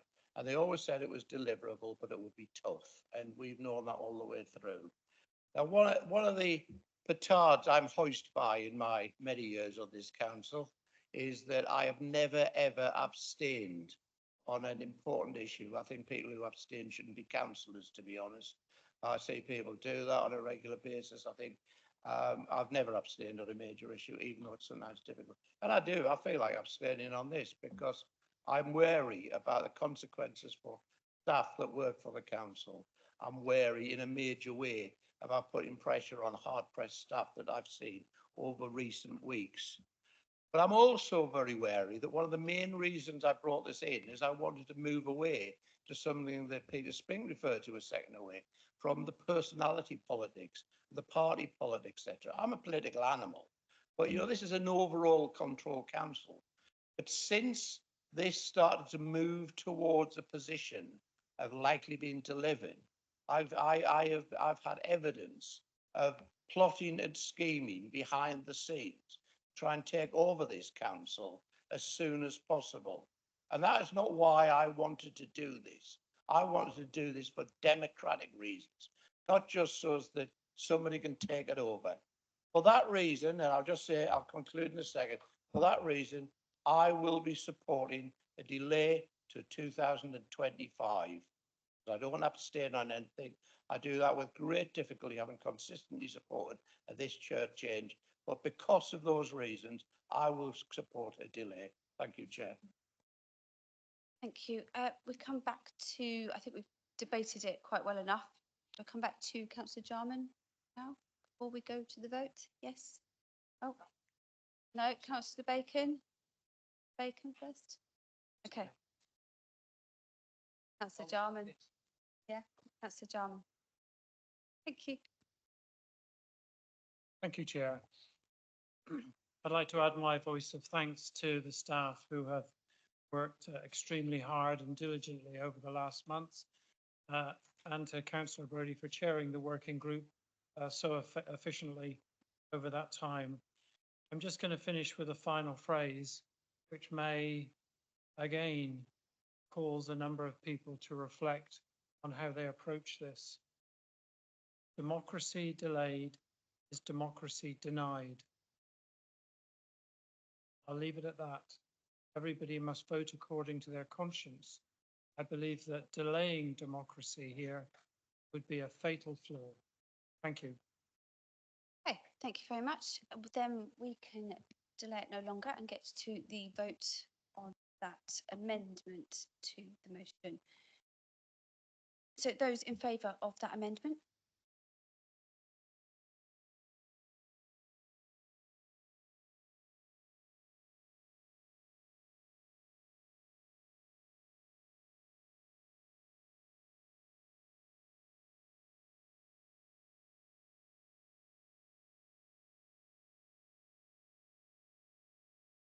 Those against?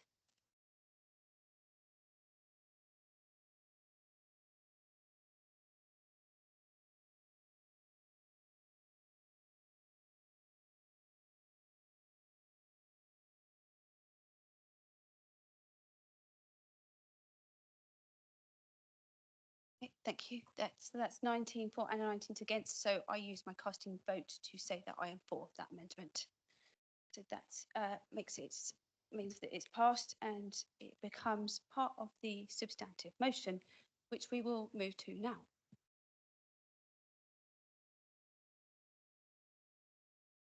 So I will confirm the substantive motion now. I might just need a little bit of help to be sure what we have decided over that last hour. So I will ask Mr. Fernandez just to make that, clarify that, please. Thank you.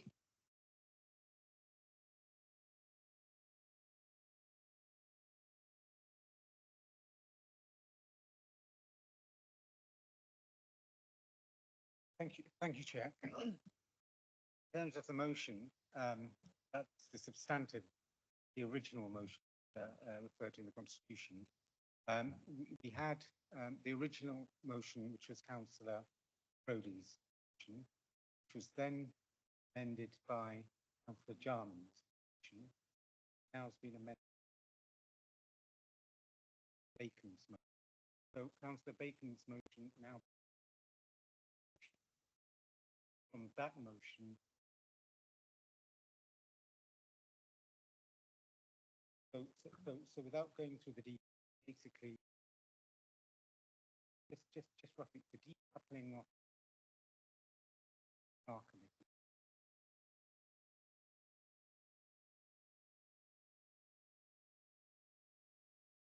And that is the motion, that standard motion now becomes. Thank you, Mr. Fernandez. I think that makes it quite clear for us. So we can now open the debate on the substantive motion. Do I go to Councillor Bacon? That. The Councillor Bacon, yeah, and Bacon will have the right. Could we have some more German? Is that okay?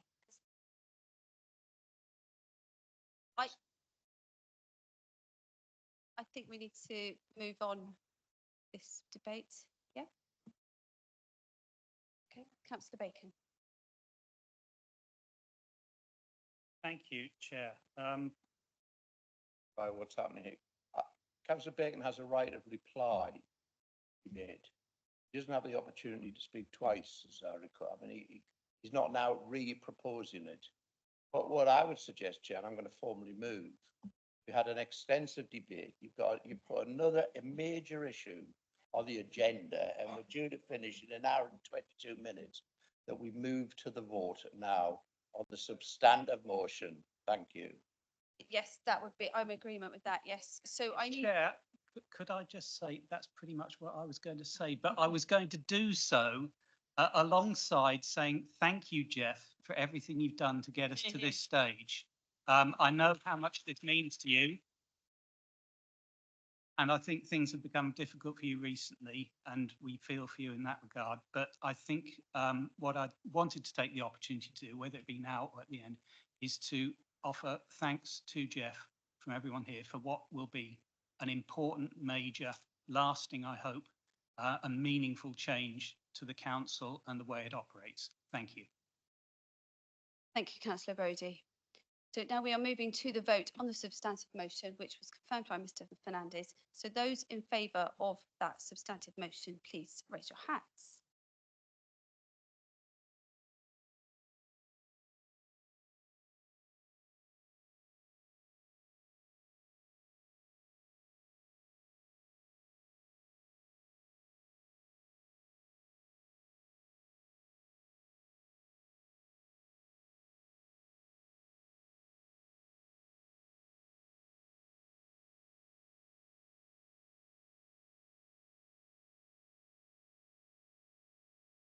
And those against? Oh, 38. So, and then, no, is those against, anyone abstaining? Okay, one against and no abstentions. Okay, thank you very much. So that motion is carried and that concludes the future governance item. So I think we probably do need to have a 5-minute comfort break. So, but I will be really strict on this. We have to get back as soon as you can. So I will be starting in 5 minutes time. Thank you.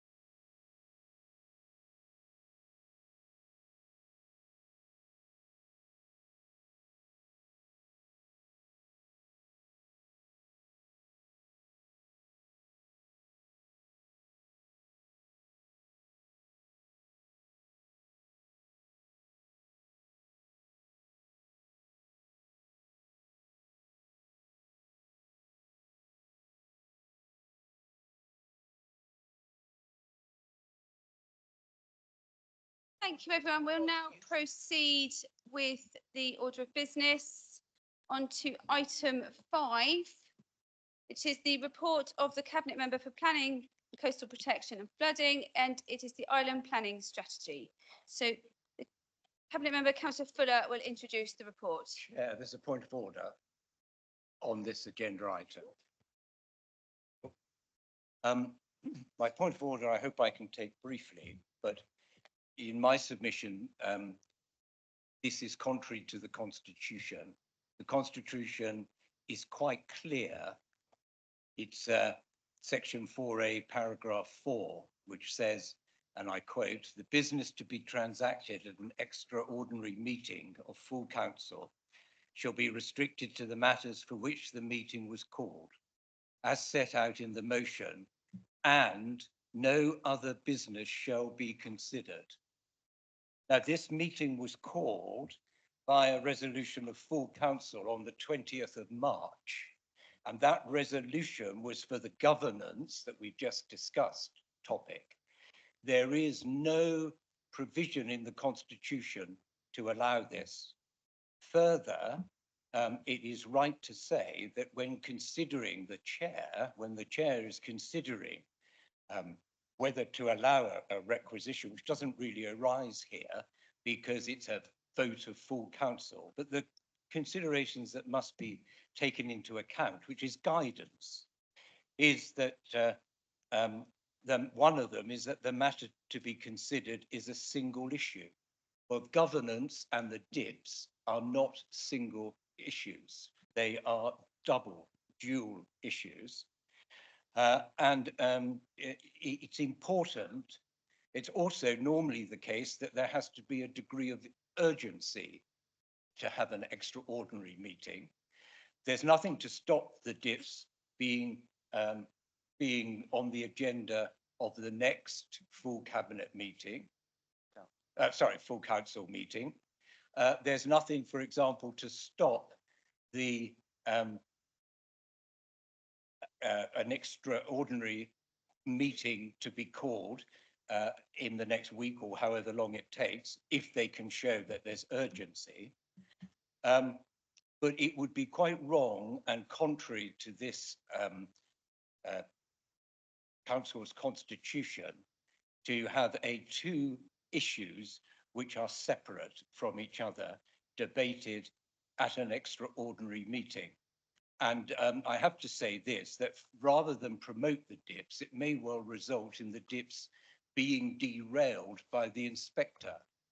A process which is unlawful, and if it's in contravention of the Constitution, it is unlawful, would be unlikely to result in a lawful planning strategy. And the inspector will no doubt be informed of that, because if no one else does, I shall jolly well tell him. We cannot go on breaking our Constitution. There have been numerous breaches of the Constitution recently. This council will become even more chaotic and shambolic if we keep breaking the Constitution. Thank you. Thank you, Councillor Spink. I did ask for advice on this at the very beginning when it was suggested that the two items were on the same agenda. This was a long time back, and we did look at other options for having separate meetings. It was concluded that this was the best option for time for staff time, but also that I did check that the Constitution, it did allow me to call the meeting for both items. I'm going to ask Mr. Fernandez just to confirm that point. Thank you. Thank you, Chair. I know we're stretched for time, so I won't be long. In terms of the Constitution, I fully respect Councillor Spink's analysis, which is just related to the chamber. In terms of our interpretation of this, we are very, very, very clear that this meeting is not a breach of the Constitution.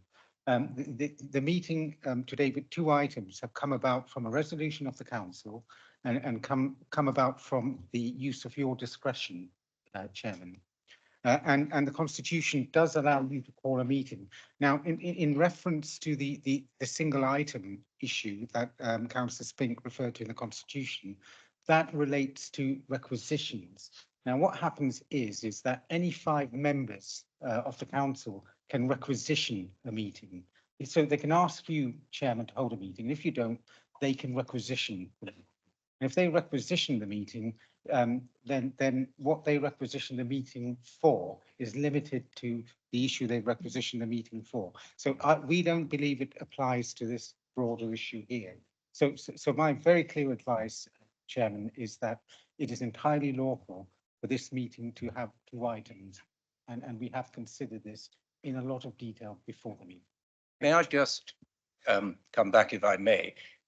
If you look at the paragraph, so if you look at paragraph 4A, section 4A, paragraph 4 in the Constitution, the provision about business to be transacted is under the subheading which includes resolutions by full council. So it doesn't only apply to the 5-member requisition that you're referring to. And if your advice, with great respect, is on that basis, it is wrong, and this council ought not to act on it. Look at the text, look at the paragraph. Mr. Fernandez? Through you, Chairman, I have looked at the paragraph, and I think we're going to have to agree to disagree. Thank you, Chair. Thank you. So, Councillor Spink, you've had your explanation of why this date was chosen for the 2 items. Thank you. Okay, moving on to the Cabinet Member to bring this item forward. Councillor Fuller, thank you. Thank you, Chairman. As portfolio holder, I welcomed full council's returning the IPS to Cabinet in March, and I'm extremely glad that this process allowed for some positive cross-chamber engagement that has resulted in further changes as set out in Appendix 1. There are many benefits of moving forward with a positive decision tonight. 1, the draft IPS provides a wide range of new tools in the planning toolbox that enables us to tackle the issues we face today with up-to-date policies on issues such as flooding and climate change, housing affordability, and our ageing population. 2, the draft IPS also helps provide certainty to our island, thinking about the future and our settlements and services moving forward. This is a key document in relation to many other decisions, such as school place planning, public health provision, and inward investment. 3, a decision to move forward tonight is not the end of the process. It is a decision to start the formal process. 4, the Regulation 9 period offers the opportunity for anyone who agrees or disagrees with the content of the plan to make further comments to the Planning Inspectorate, who will review those comments as part of the examination process. 5, following publication of Regulation 19, we can start to apply weight to those draft policies or new tools when making decisions on planning applications. Really important for members of the Planning Committee. 6, there are unknown risks on the horizons. The national planning policy picture may change significantly in the near future, whoever is in government. And if we don't move forward, there is a real risk that we may lose the ability completely to put forward a lower housing requirement than the government expects us to. Finally, once the plan is adopted, we can reset our island housing number that informs the housing delivery test and housing land supply, and move off the planning naughty step away from the presumption in favour. Therefore, I move the following recommendations and look for a seconder. 1 is that we approve the recommendation from the Cabinet following its decision at its meeting on the 18th of April 2024, and to agree to publish the draft island planning strategy subject to the changes set out in Appendix 1 for the Regulation 19 period of representation to start as soon as practicably possible, and following the end of the period of representation to submit the required information to the Planning Inspectorate. And 2, to delegate any final editorial and presentational changes to the island planning strategy prior to the publication and submission to the Director of Communities, so long as they do not materially alter the intention of the version agreed by full council. I look for a seconder. Thank you, Chairman. Seconder, Councillor Luciani. Thank you. Would you like to speak at this point? Councillor, no. Okay. So I can take this to debate for others to speak on this motion. So would anyone else like to speak about the plan? Oh, sorry, you want a second as well. Councillor Price, thank you. Thank you, Chairman. Yes, the planning committee, which often gets the blame for decisions that are made, that I've been on since I was first elected, certainly doesn't have much in its toolbox for delivering what's appropriate and what our residents are expecting us to deliver.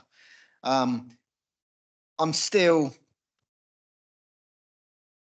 far from happy with where we are.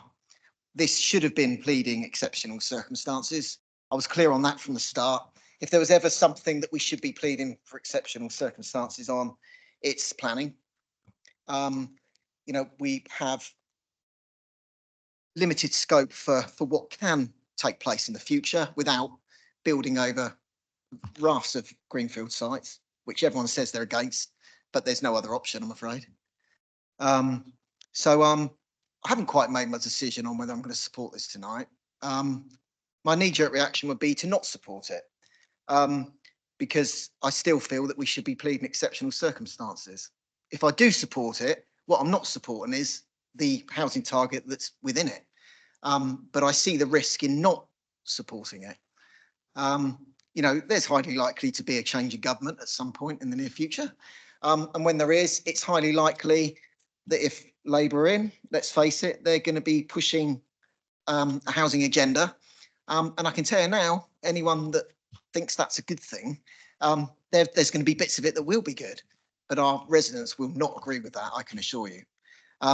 So having this in place will at least provide us some protection, and will allow the decision makers to use those tools to determine what is and isn't appropriate. So like I say, I think if anyone else is going to speak, I'll listen to the debate. But I think certainly, you know, giving our officers and the planning committee the right tools. This isn't perfect, but it does go some way towards it. So at this moment, I'm just wavering as to what I will what I will do and how I will vote. Something that has made me more supportive of it is the well, I actually want to go back and show and reiterate that I actually derailed the island plan when it was put forward by the Conservative group. I went against my own group on many occasions because of the island plan. And that was because of allocations totaling over 1,200 houses in my own ward. And I can say that the cabinet at the time listened. It took a lot of convincing and a lot of shouting in public about it, but the 880 houses at Fairley Farm was removed, and it's obviously still not in there. So that helps me support this. So obviously my time's up, but I just want to say that the my preferred approach, still going back to the start, would have been exceptional circumstances. Thank you.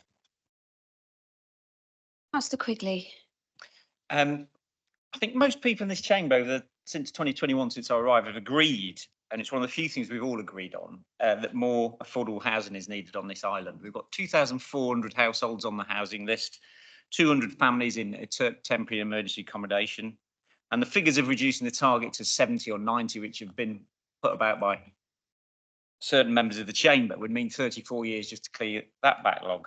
But more importantly, we've been forced down a route, and I think disingenuously, of looking and focusing only on housing, ignoring all the other good things that Councillor Fuller mentioned around health outcomes, education, increased incomes for islanders, and I think that's a mistake.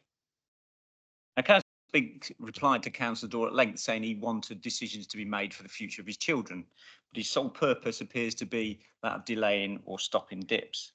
So I will just paraphrase something Councillor Jarman said, and that is housing delayed is housing denied. So thank you. Councillor Churchman. Yes, like my colleague, I'm really in two minds about this. This does absolutely nothing to solve the housing problem at the lower end of the market, whether it's social or private. If we get locked into this, as I said, we're not solving anything. There are 2,000 houses for sale amongst our estate agents. The last thing we actually need to do as an island is build more private housing. After the war, there was no such thing. Everything that was built was council housing.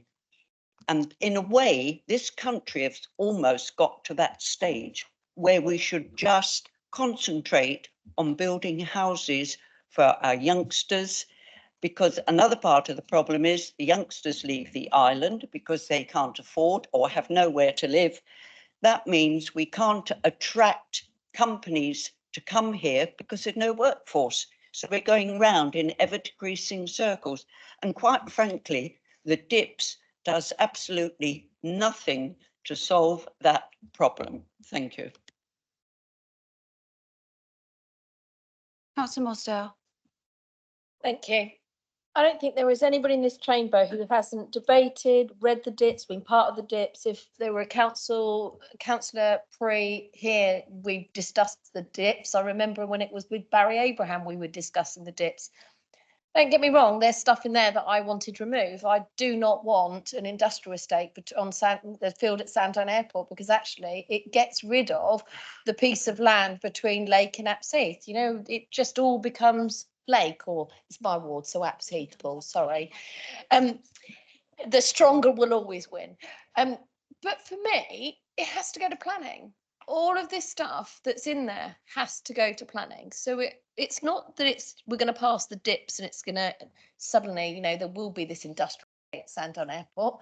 There'll still be the concerns that it's a dodgy road. My feeling is we've all debated it. If you haven't read it and you haven't debated it or know what's in this by now, then you shouldn't be a councillor. So my personal suggestion is we just move to the vote, and then I can go home and get that bottle of Prosecco that's in my fridge. I do have a few more people that would like to speak, so I think it'd be not wrong of me to not give them that chance. So Councillor Robertson.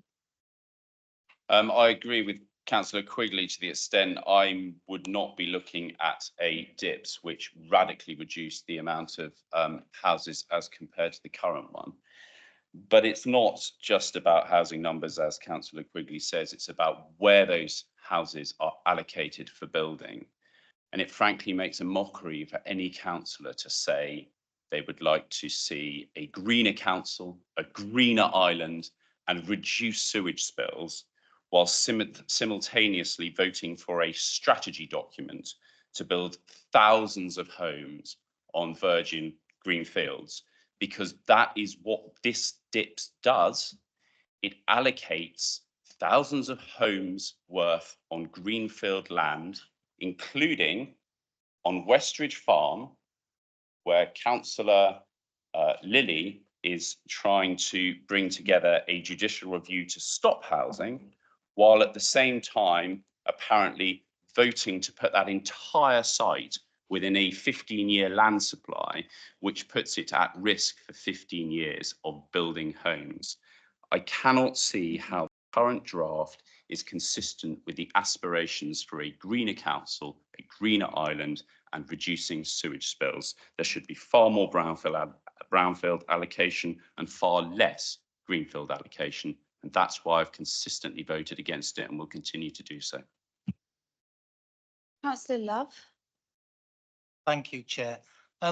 I completely agree with Councillor Mosdale in this in many ways, because in actual fact, we've now spent 7 years. We just had a debate earlier, didn't we, about how we don't do things in a timely way. Well, after 7 years, we're still talking about it. Now, let's take the politics out of it. We will all have different opinions about this plan. It's the nature of the beast that we're dealing with. And I think it's time to bring it to an end. But it's not an end, because we still have it being discussed with the, so I was going to call it directorate, but the officers. And so I believe that we should now try to draw this to an end. There's still opportunity to amend and discuss moving forward, but we have to draw this to an end. £600,000 has been quoted as the amount of time and officers and being spent on it. I don't think that we should go on any further with it. We've all had lots of opportunity to think about it. We've all had lots of time to discuss it with our residents. It's not just about housing. It's about a way of life. And you know, we have to recognise within this plan that, you know, we've got a rapidly ageing population. We've got a demograph of people moving to the island to retire, which eats up housing. What's affordable, what's not affordable to you, each individual person, is different. So we're caught in a conundrum, really, and I think it's time to bring it to an end for now, while still considering it. Because the fact is, we might or might not get a, you know, a reduction of housing. Who knows? But what we've got to do is get the best now. And my understanding is, and tell me if I'm wrong, that that if we don't actually deal with this now, we're right on the edge of being able of having to start the whole process again. And that's more money that we don't have. That's more time wasted in trying to get people on low incomes who don't have proper housing into housing. So I'm saying, let's please make a decision and let's vote this through, and then we can have more debates about it. That would be my position. Thank you. Thank you. Councillor Stewart. Thank you, everybody, and please indulge me for, I think, 3 minutes. I may even make it shorter. First of all, my committee considered this very carefully in a special meeting, which I called, which was an exceptional meeting on a single issue, so there wasn't a problem with that, which was simply on the dips, and we all looked at it, and I insisted that all councillors had full access to that meeting as opposed to the standard questioning, because I wanted to make sure that everybody who had anything to say again said it. And I was really grateful for, and I have to single them out, Councillor Spink and Councillor Jarman for coming along and putting their cases very eloquently. At the end of that meeting, my committee, which was a cross-party committee, put forward 7 recommendations. Those 7 recommendations for the dips were accepted. Now, one of those was a particular favourite of mine about ancient woodland buffer zones. I will explain it to you, but not here. It will take too long. We have endlessly looked at this. On top of that, my colleague, Councillor Lilly, did specifically raise the issue of allocated sites. And a change to dips has given him the authority in himself to consider that this dips is a way forward. And I have to say, the amount of effort and work he went in to persuade us, to persuade the council, and to persuade everybody else that that was the way forward was exceptional. So I have to say thank you to him as well. If I come to exceptional circumstances, I'm afraid I can give you some detailed knowledge about this. That was added as a SOP to an MP. We won't describe which one. That SOP has no meaning whatsoever, as the legal opinion has established. Given that if we do not pass the dips, we are entirely reliant upon where we are at the moment, which is not a good place. In my ward, and both myself and a neighbouring councillor against it, there are 70 house development going ahead, which is rammed against an ancient woodland. Sorry, did I not? I'm sorry, I shouldn't mention ancient woodland again. I did promise not to too much. It's also not compliant with the new dips. So the final point I will make is that, yes, we all know if we don't pass it, we're in trouble. But if we do pass it, it has an authority immediately to be applied, not entirely or directly, but it can be considered by the planning committee in certain circumstances. Now, that doesn't mean, of course, that it's fully gone through. You have to do the consultation, you have to go to the planning inspector, it has to come back here and all the rest of it. But passing the dips this evening gives us, as an authority, a chance to proceed. I'm sorry, I've used me 3 minutes. I'll shut up now, but thank you very much. Thank you. Councillor Spink. I think I'll be relatively brief.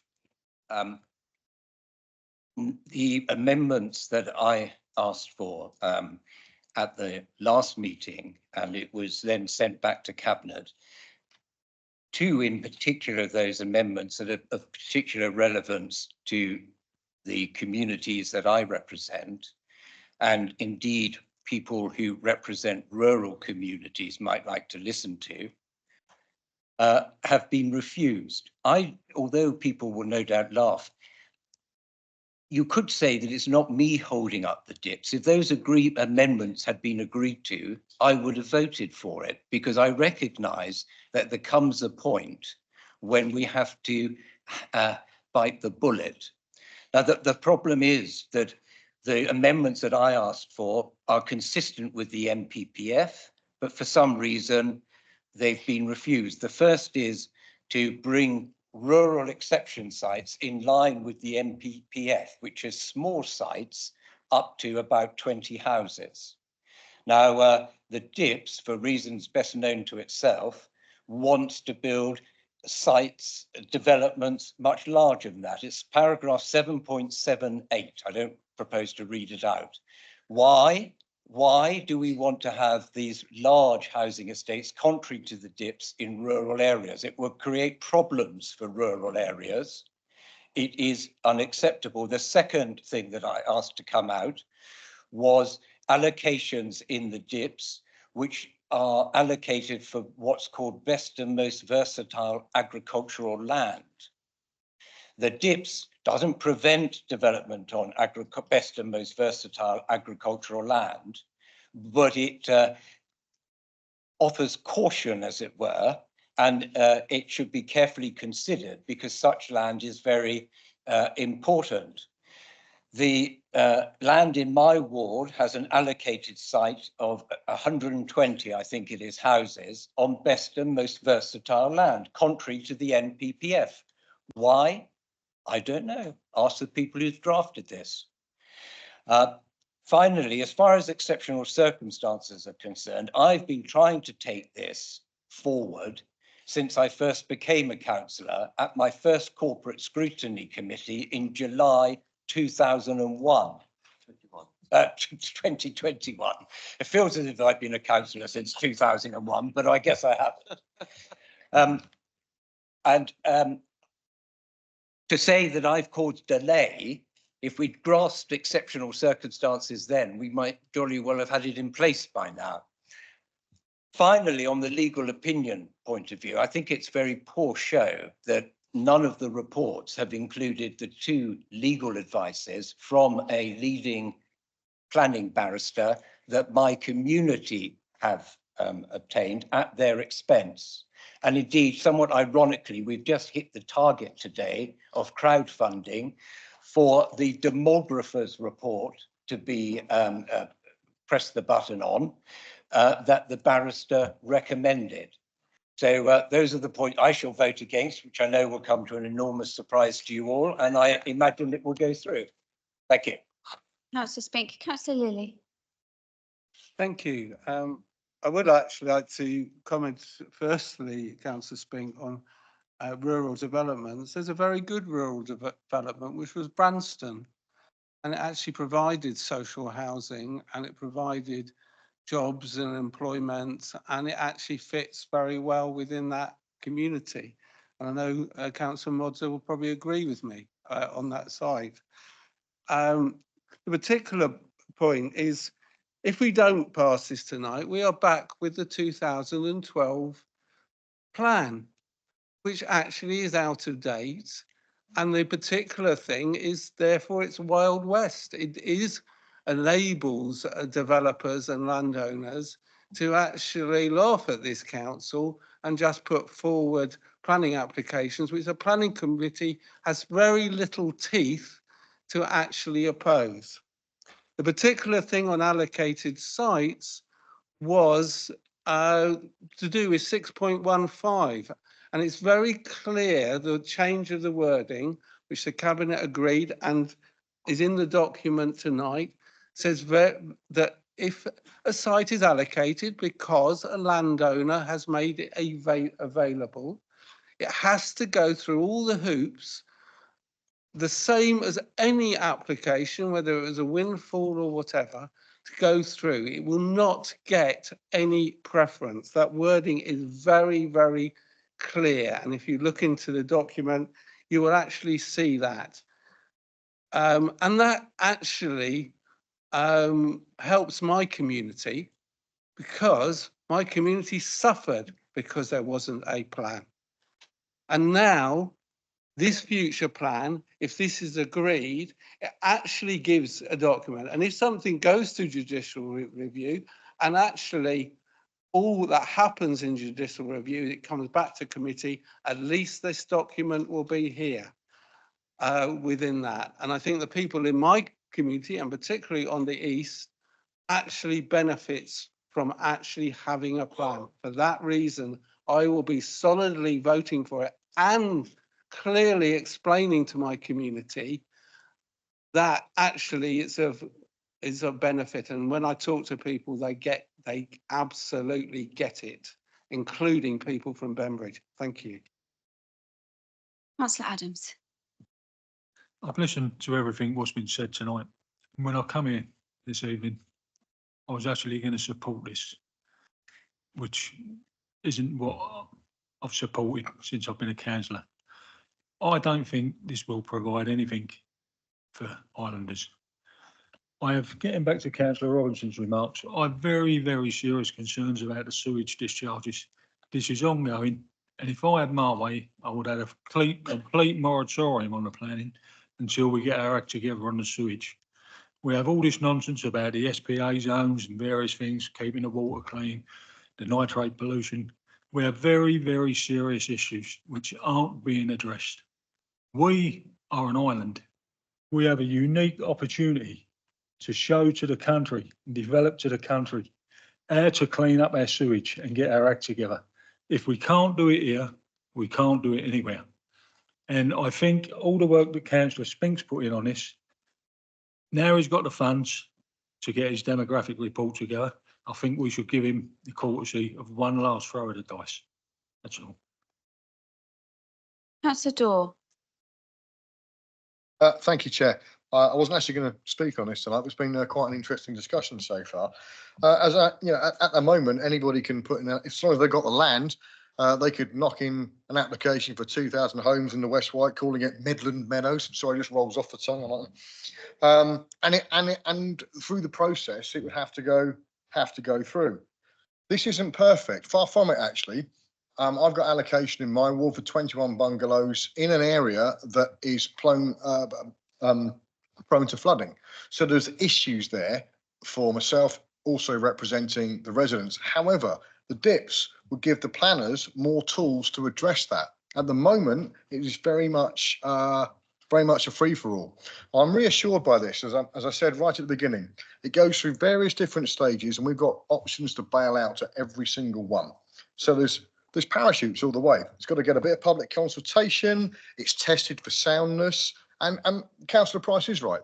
The deal may change when or if government changes, and so we can react accordingly. We're flexible enough to do that.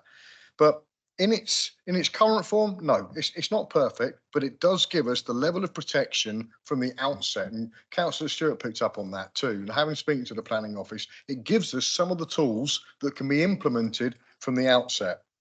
So I think it was Councillor Churchman that was talking about going around in circles. Well, let's just stop. Let's put it through. We've got a level of protection, and Midland Meadows won't exist. Perfect. Councillor Jarman. Thank you, Chair. Been a long journey for us, hasn't it, over the last 3 years? I'm sure we're all feeling tired in that journey, but feeling tired and having a bad plan in front of us isn't a reason to simply pass it to have a plan. My community has opposed this for a long time. I've been given very direct guidance from them at multiple resident meetings, almost on a monthly basis, with their objections. The disregard of our local neighbourhood plan is contrary to the advice we were given at the beginning of the process, that our neighbourhood plan afforded us the best level of protection we could for those sites which were most precious to our community. We have sought to have Category 2 high quality agricultural land specifically excluded from this, and that has been rejected. Our neighbourhood has requested repeatedly for the current boundaries to become hard and not to be extended to adjacent boundaries. Those have been rejected. In fact, I cannot think of a single measure put forward by our local community which has been embodied within this revision of the document. They have all, to my knowledge, been rejected. That is appalling. It is our local communities who must have a greater voice in deciding what it is they need and what their infrastructure and community can support. And so I am left with no option at all here but to reject a bad plan. We do have a plan, 2012, 2027. I agree it's old, but it's still there. It doesn't mean that we should rush forward now at this point, having known that before this meeting, legal advice that was paid for and community funded was not distributed in the pack, knowing that a demographic report called for in that legal advice is now imminent, I understand within about 10 days. And now we want to rush forward knowing the imminency of that information and make a decision. How irrational can that be? Thank you. Councillor Lever. Thank you, Chair. I'll try and keep it brief. I'm struggling with the logic of the previous vote views to, despite all the risks, wanting to push that through in 2 weeks' time, and then basically using the opposite of that against putting this DIPS through, which is essentially just putting it through the first hurdle. If you've got grievances with it, there are plenty more opportunities to air those grievances. Let's just get it through that first hurdle. So we're not delaying this any further.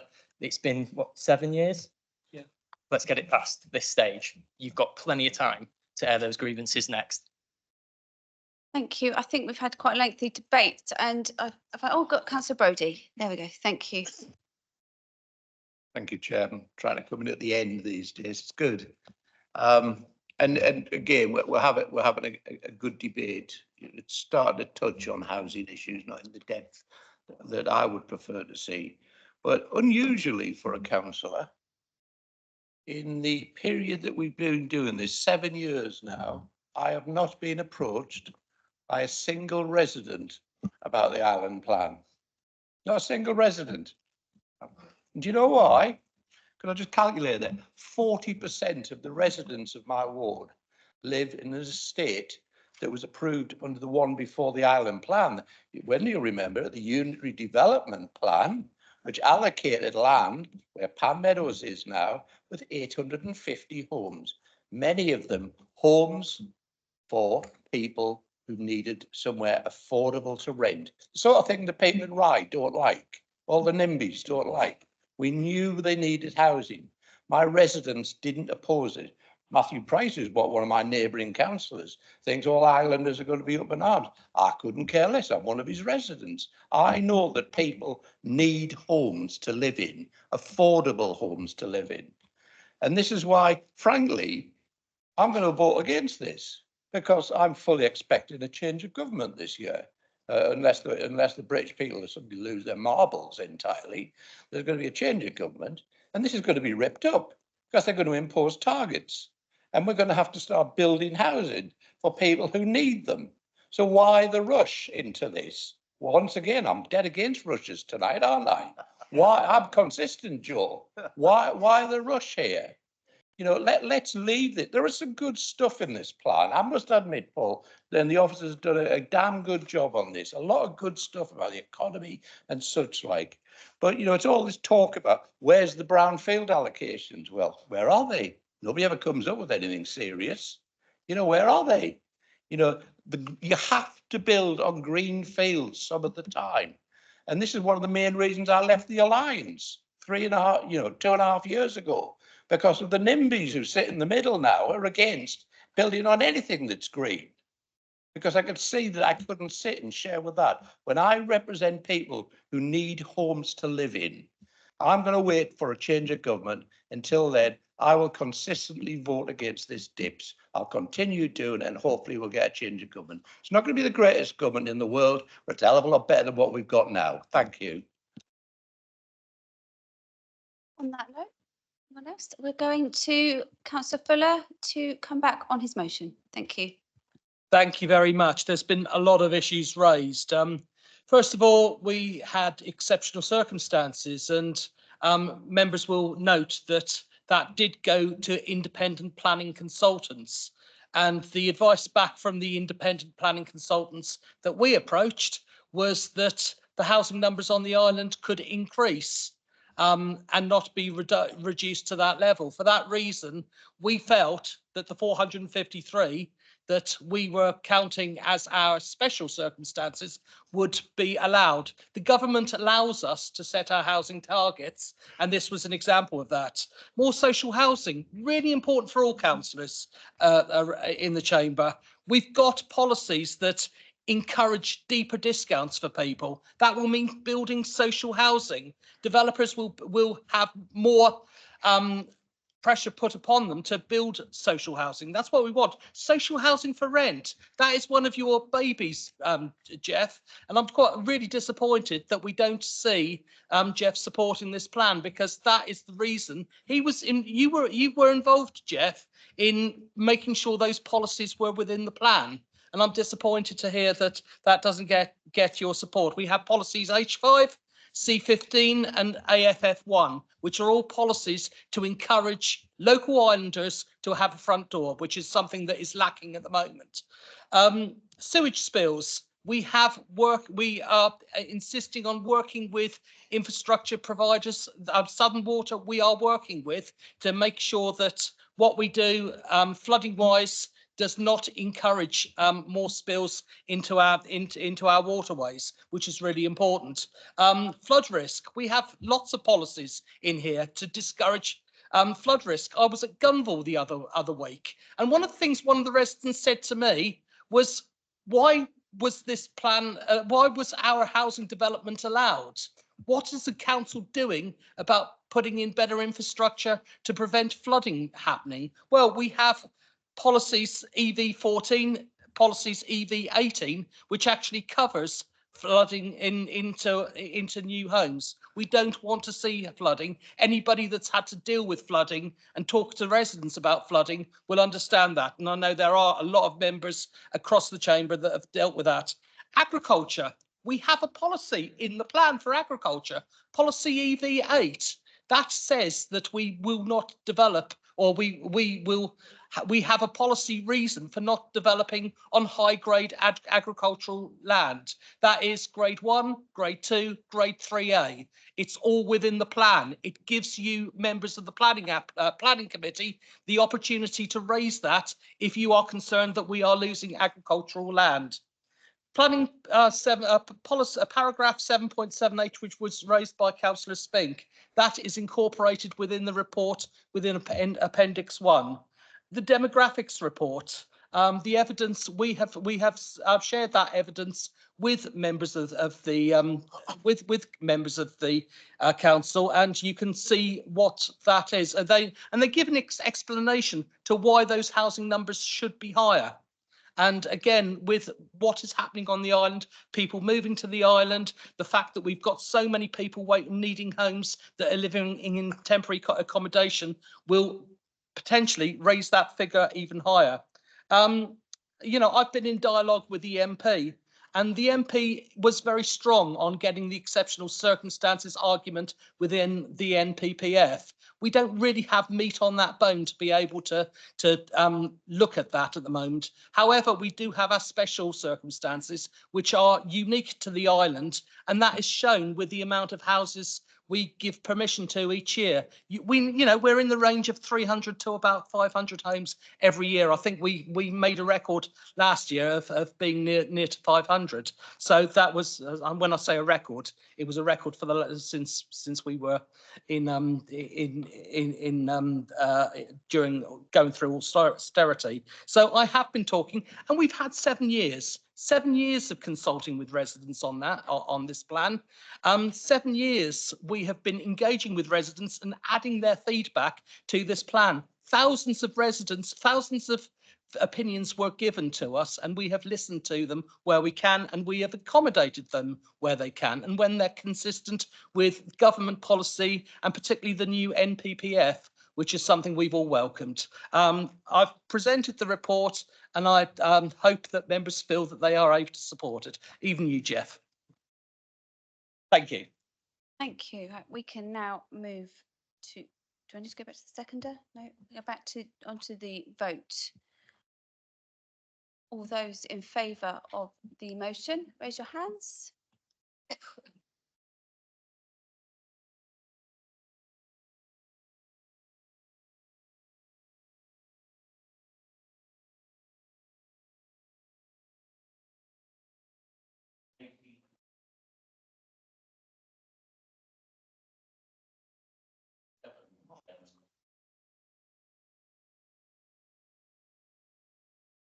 All those against?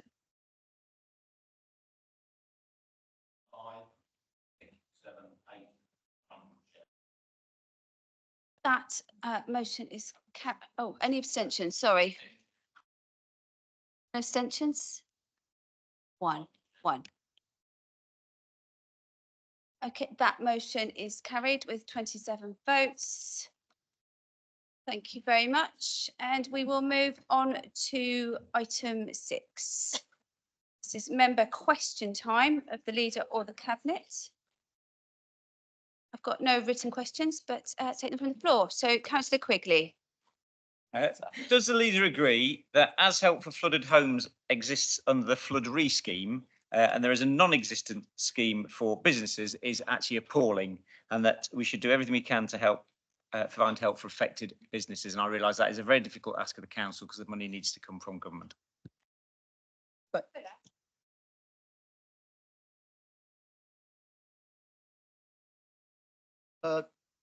thank you, Richard. Absolutely agree with you on this. We do have in place a relief scheme. It's a government scheme, but nonetheless we deliver it for residents affected by flooding. No such scheme exists for businesses. We do have responses to, excuse me, to flooding through our emergency planning team, through our senior officer team, and we are going to work hard and do work hard at providing support for our communities, both business and residential.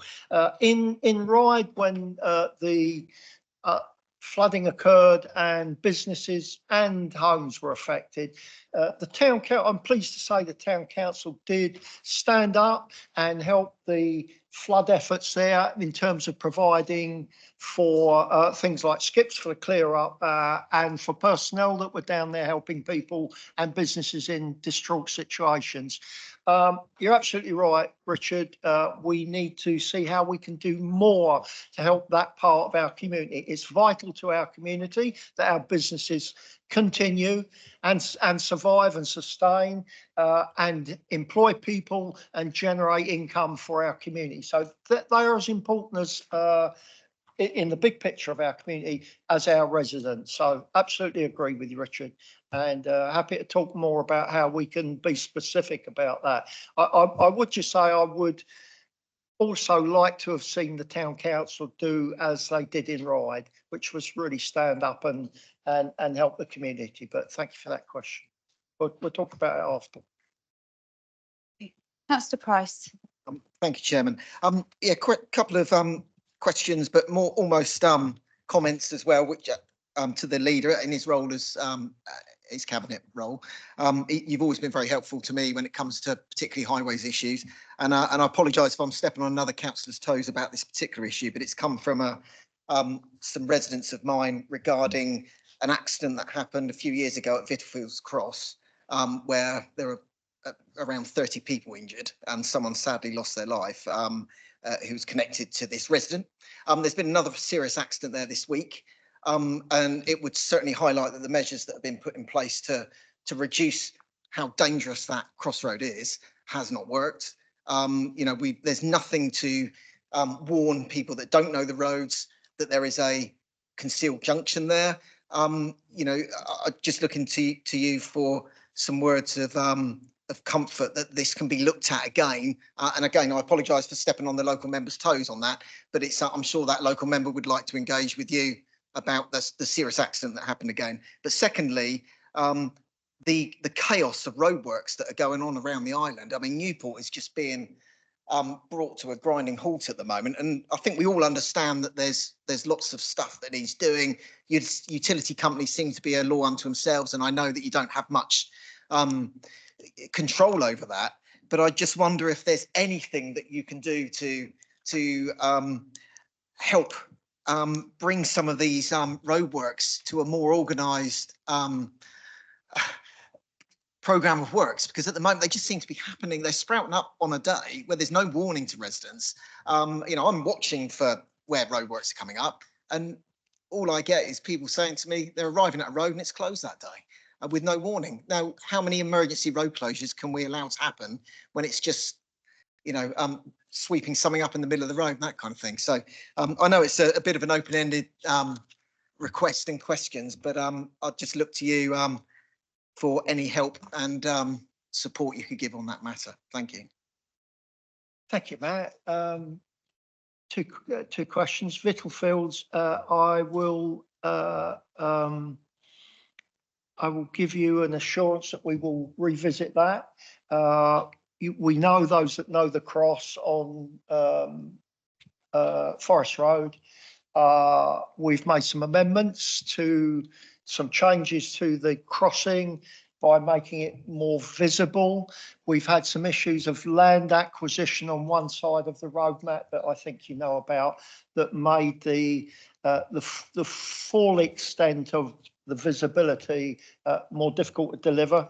The same problems, we'll get it looked at again, Matt. Same problems are there in the sense that from memory, there were concerns about the hump of the road and the speed. It's a 50-mile-an-hour road, and you come over the hill without any knowledge of traffic lights being red. That problem still remains. I don't know if there's a fix for that. We'll have a look at that. Higher lights, lower the speed limit, those kinds of things. We'll look at it again. Sorry? No. I'm sorry, Matt.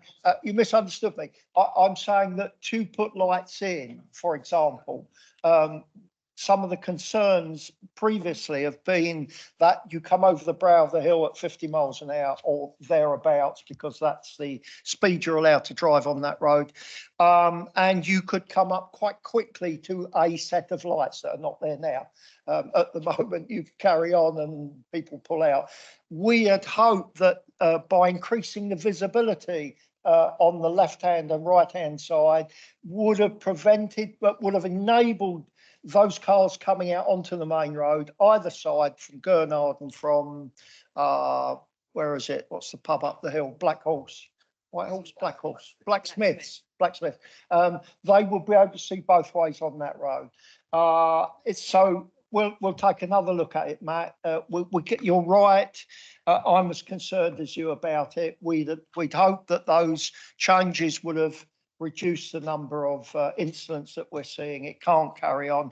I'll guarantee that we'll take another look at it, and we'll keep you advised. So we'll keep council advised.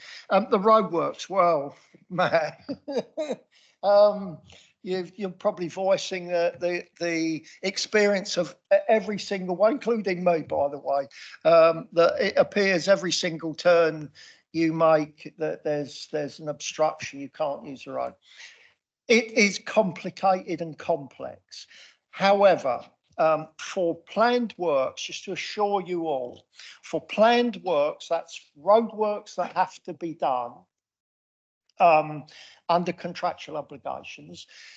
There is a schedule of works, and our highways team have to agree that schedule of works with the provider.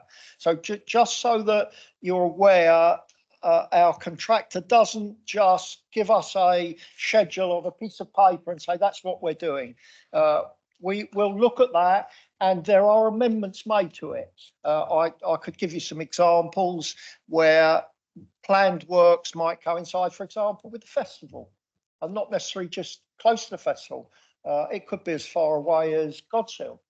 But we agree or disagree and get those works rescheduled. I think you mentioned, Matt, the biggest problem. In certain areas, we've had the problems of landslides, landslips, debris on the road in some areas. Some roads are quite unsafe. Add to that, utility companies, particularly the water companies that are suffering from this excess water that's coming down, have certain powers. The utilities have certain powers. Now, we as a highways authority have to agree to allow works to be carried out, even in emergency. But in reality, in emergencies, we are unable to prevent those works being done by the utility company, whether it's electric, gas or water. So in effect, we are told about the emergency. It could be the same day or the day before. It could be immediately in the same hour. We have to agree those works to be carried out. And so what you get is a perfect, and by the way, White Fibre are a utility company. They're getting towards the end of their work, but nonetheless, I passed a few of their works today. Nonetheless, they're a utility company. They do have a plan, and they work to the plan. One of the problems that they have done is apply for work permits in multiple sites instead of one site, and they move their teams around. It's not the best outcome for us, to be frank, but that's they're able to do that. For water and gas, mainly water, the roads get closed. I mean, I just share your frustration. I expect we all do. I'm looking at all of you, and we are all suffering from this. There is a moratorium coming up in June, so that the level and extent of works is reduced in terms of planned surfacing. But finally, if I just add to this, I'm also as frustrated about the condition of the roads.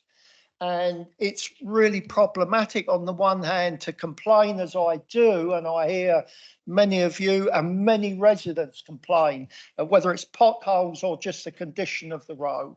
And then when the works are planned and they come to do them, they complain that we're doing the roads. So I don't think it's an easy win. Highways repairs are disruptive to our community and our town. The only comfort I can give all of you is that as we have about 20 in our highways team now, 18, 20. We work hard at trying to keep the network safe, secure and moving. And often where a road closure seems illogical or unworkable, there's been very few other opportunities in terms of how you divert or when you carry out the works. I think I just share your frustrations, Matt, but we continue to work to try and make this better for us. I won't talk about the PFI contract per se, that's for another day, probably not in the full chamber. Thank you, Councillor Price. I think that echoes from me that I'm glad you brought that question forward, because I've had lots of residents and obviously asking Councillor Jordan and Island Roads daily why we can't get out of our villages and towns. So thank you. On to the next question. I have Councillor Jarman. Thank you, Chair. The question is, why is community funded planning legal advice, including that on exceptional circumstances and demographic evidence and infrastructure inadequacy evidence, excluded from the information packs circulated to members? And will the Leader and Cabinet commit to circulating what has been produced community funded and all future community funded evidence?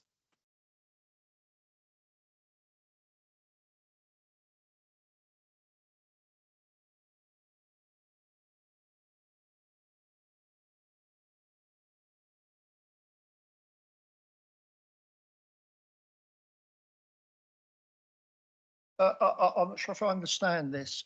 We will give you a written answer on this, Chris. I need more information on what documents are not being circulated and why. So we'll give you a written answer on that. I need to find out myself. Councillor Brading. The Blake? Councillor Blake. Thank you, Chair. I bet you can guess what I'm going to ask about. Continued road closures in Ventnor are causing the town not just distress. We are getting to the point now where businesses are closing, jobs are going to have been going, they're going to continue to go. We are in a situation at the moment where, with the closure of Lower Gilscliff Road, you have to come into Ventnor via Ocean View Road, or you go down to Lawrence Shoot. But so we're not advertising people do that. Ocean View Road has parking at the moment, which slows down traffic. It has to put up with a minimum of 10 buses an hour. It can be up to 18 with the school buses going through it. It grinds the town to a halt. Continued frustration comes from lack of timeframes, parameters, or any information at all about what's going on. The closest we've come to a parameter being offered about Leeson Road, for instance, which is the only parameter involved with any of the road closures, is that boreholes are going to have to be done in Leeson Road at some point in July or August. So there's not even set dates on that.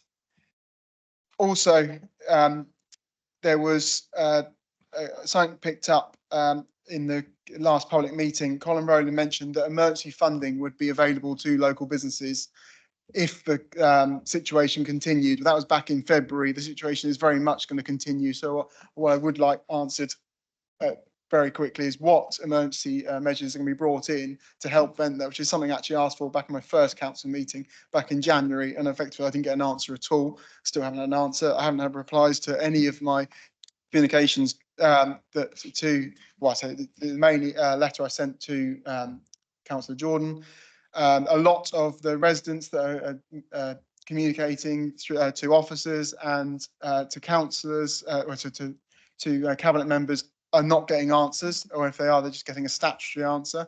There is now a crib sheet that will be sent out to you in advance if you don't want to bother asking for it.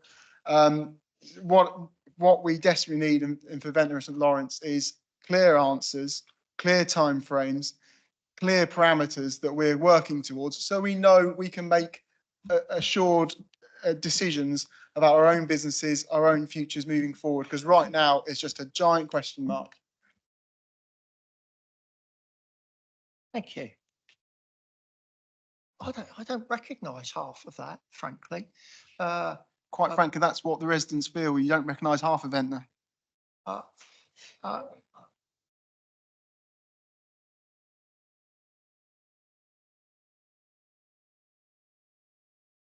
you like to answer him then, Joe? I don't think we finished. I would like to, but you're the council leader, Councillor Jordan, so you better Councillor answer. Robertson, I think we should let the leader speak. He hasn't finished his answer at that point. Then you get an answer. Happy to answer. I'm really happy to answer. I don't recognise, I'll tell you why I don't recognise it. Firstly, we've held one public meeting. There's another public meeting next week. We send out media releases through social media. We send out letters to the Keep Ventnor Moving Group. That 2 have gone out recently. This doesn't sound like we don't know what's going on. To me, that's why I don't recognise it. We're working as hard as we're working as hard as we can to restore the roads in Ventnor in a very, very difficult situation. Circumstances are very difficult. I wrote to the Minister this week and to the DFT to ask for funding for this council to deal with the landslides, to deal with the roads that are closed, and to deal with the A3055 in general, including the military road part of the A3055.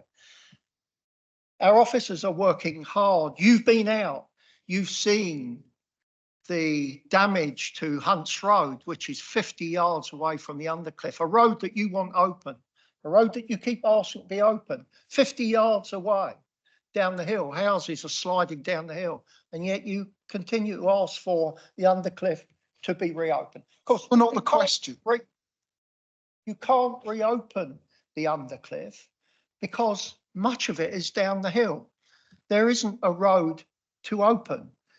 You have to rebuild a road at a cost of about 10 to 20 million for the Undercliff, something like that, 10 million. This council doesn't have 10 million. Ventnor Town Council some years ago asked government for funding. Government said, but you already get funding. You've had 300 million from us. It's called your PFI. We've since then asked government, more recently.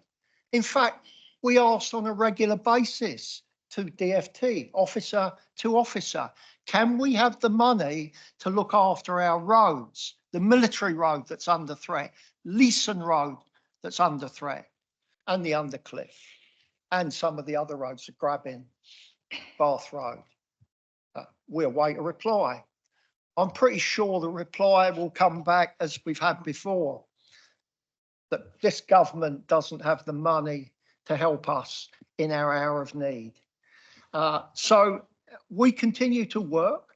Why can't we give you time frames? Well, we can't give you time frames because we started monitoring Leeson Road. We may have to dig boreholes, but that's another matter, the boreholes. We've put monitoring in. The monitoring will have to give us data. My understanding in a short period of time is there are slight movements in the land at Leeson Road. But our data is needed. I'll come to you, Paul. The data is needed to make a decision about whether we can reopen Leeson Road, either both ways or under light singly. So that's a decision to be taken when we have the data. Some of the other roads you know about, it's been told to you that where the landslips have occurred, just clearing the boulders away is not sufficient because the cliffs around it are unsafe and liable to further falls. Some of the walls that have collapsed are on they're private walls. There's a process for dealing with the private walls. We're entering into that process. Clearing away the debris is only part of the problem. The risk remains. And this island has seen this huge, mainly in Ventnor, I accept, but huge devastation.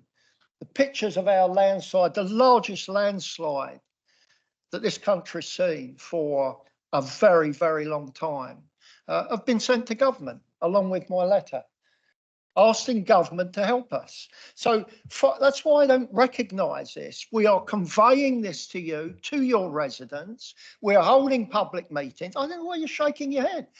Still not answering the question, that's what. Are you disputing? I asked. Are you disputing that we are conveying information to your residents and holding public meetings? No, or that's that not we're the question. Or that we're asking government for extra funding? Are you denying that? No, I'm not, but that's not the question I asked. Councillor Blake was also asking about support for businesses. I was asking for when can we have parameters after we met? What monitoring are we looking for? What timescales are we looking for? What are we seeing no movement in 3 months? Are we seeing what? That's what I asked the question. I also asked Colin Rowland promised that there would be emergency funding if the situation went on. The situation is very much going on. I'm sorry, but I totally agree with you. Yes, I get that there's information coming out, but there's no physical facts in it. It's okay, we're still monitoring. Okay, brilliant. Okay, what are you monitoring for? What are you looking for? What timescales? What parameters? That was the question. And all you've done is just say, yeah, we're talking about it. Well, brilliant. But what are you talking about? Use the word talking once. Not once did I say we were. I used it in my basic Ventnor English. Doing something about it. That's entirely different. Thank you, Councillor Blake. Councillor Fuller, are you coming on this subject? Because I have this subject, yes? On this subject, I'd like to assure Councillor Blake, I'm very happy to have conversations with you concerning this. I know Tash Dix has got a very good relationship with the residents down at St Lawrence that has been affected. One of the things I would highlight is the land is still moving. We don't know how long that land will continue to move for. A lot depends on what happens within the weather over the summer. You know, if we have more rainfall, the land will continue to move. If we have a drought this summer, the land will continue to move. I think what we need to do, Ed, is maybe have a conversation about how we move this forward. Yesterday, I met with the Environment Agency and key players in the Environment Agency. I met with the chairman of the SRFCC, who was very anxious to come to the island to actually see what was going on here. And when he visited St Lawrence, he was absolutely knocked back by the amount of damage that's occurred down there and continues to occur down there. I'm very happy to have this conversation with you at any time, Ed. So please, let's touch base. Thank you. Councillor Spink. Thank you. I'll be quick because we've only, unless the meeting's extended against the rules of the Constitution again, I don't know. But I'd better speak quickly in case we decide to abide by the Constitution this time. Councillor Jordan, I just wondered, sharing your frustration with the roads, given that we've just voted, or some of the council has just voted to build 453 more houses a year, and if that doesn't pass the inspector, we'll be obliged to build, I think it is 750 houses a year for 15 years. Will you continue to share your frustration with the Island Roads situation with residents, or do you have any plans to accommodate that number? Very much share your concerns about that, Peter. Very much so. Oh, well, we'll build more roads, shall we?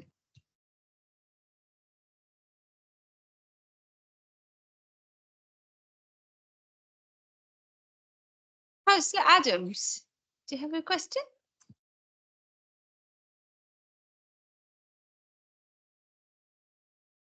We've got 30 seconds, but I think as we've got no more questions, we will close this meeting. Thank you very much for those attending online and in the gallery and those councillors. Good evening.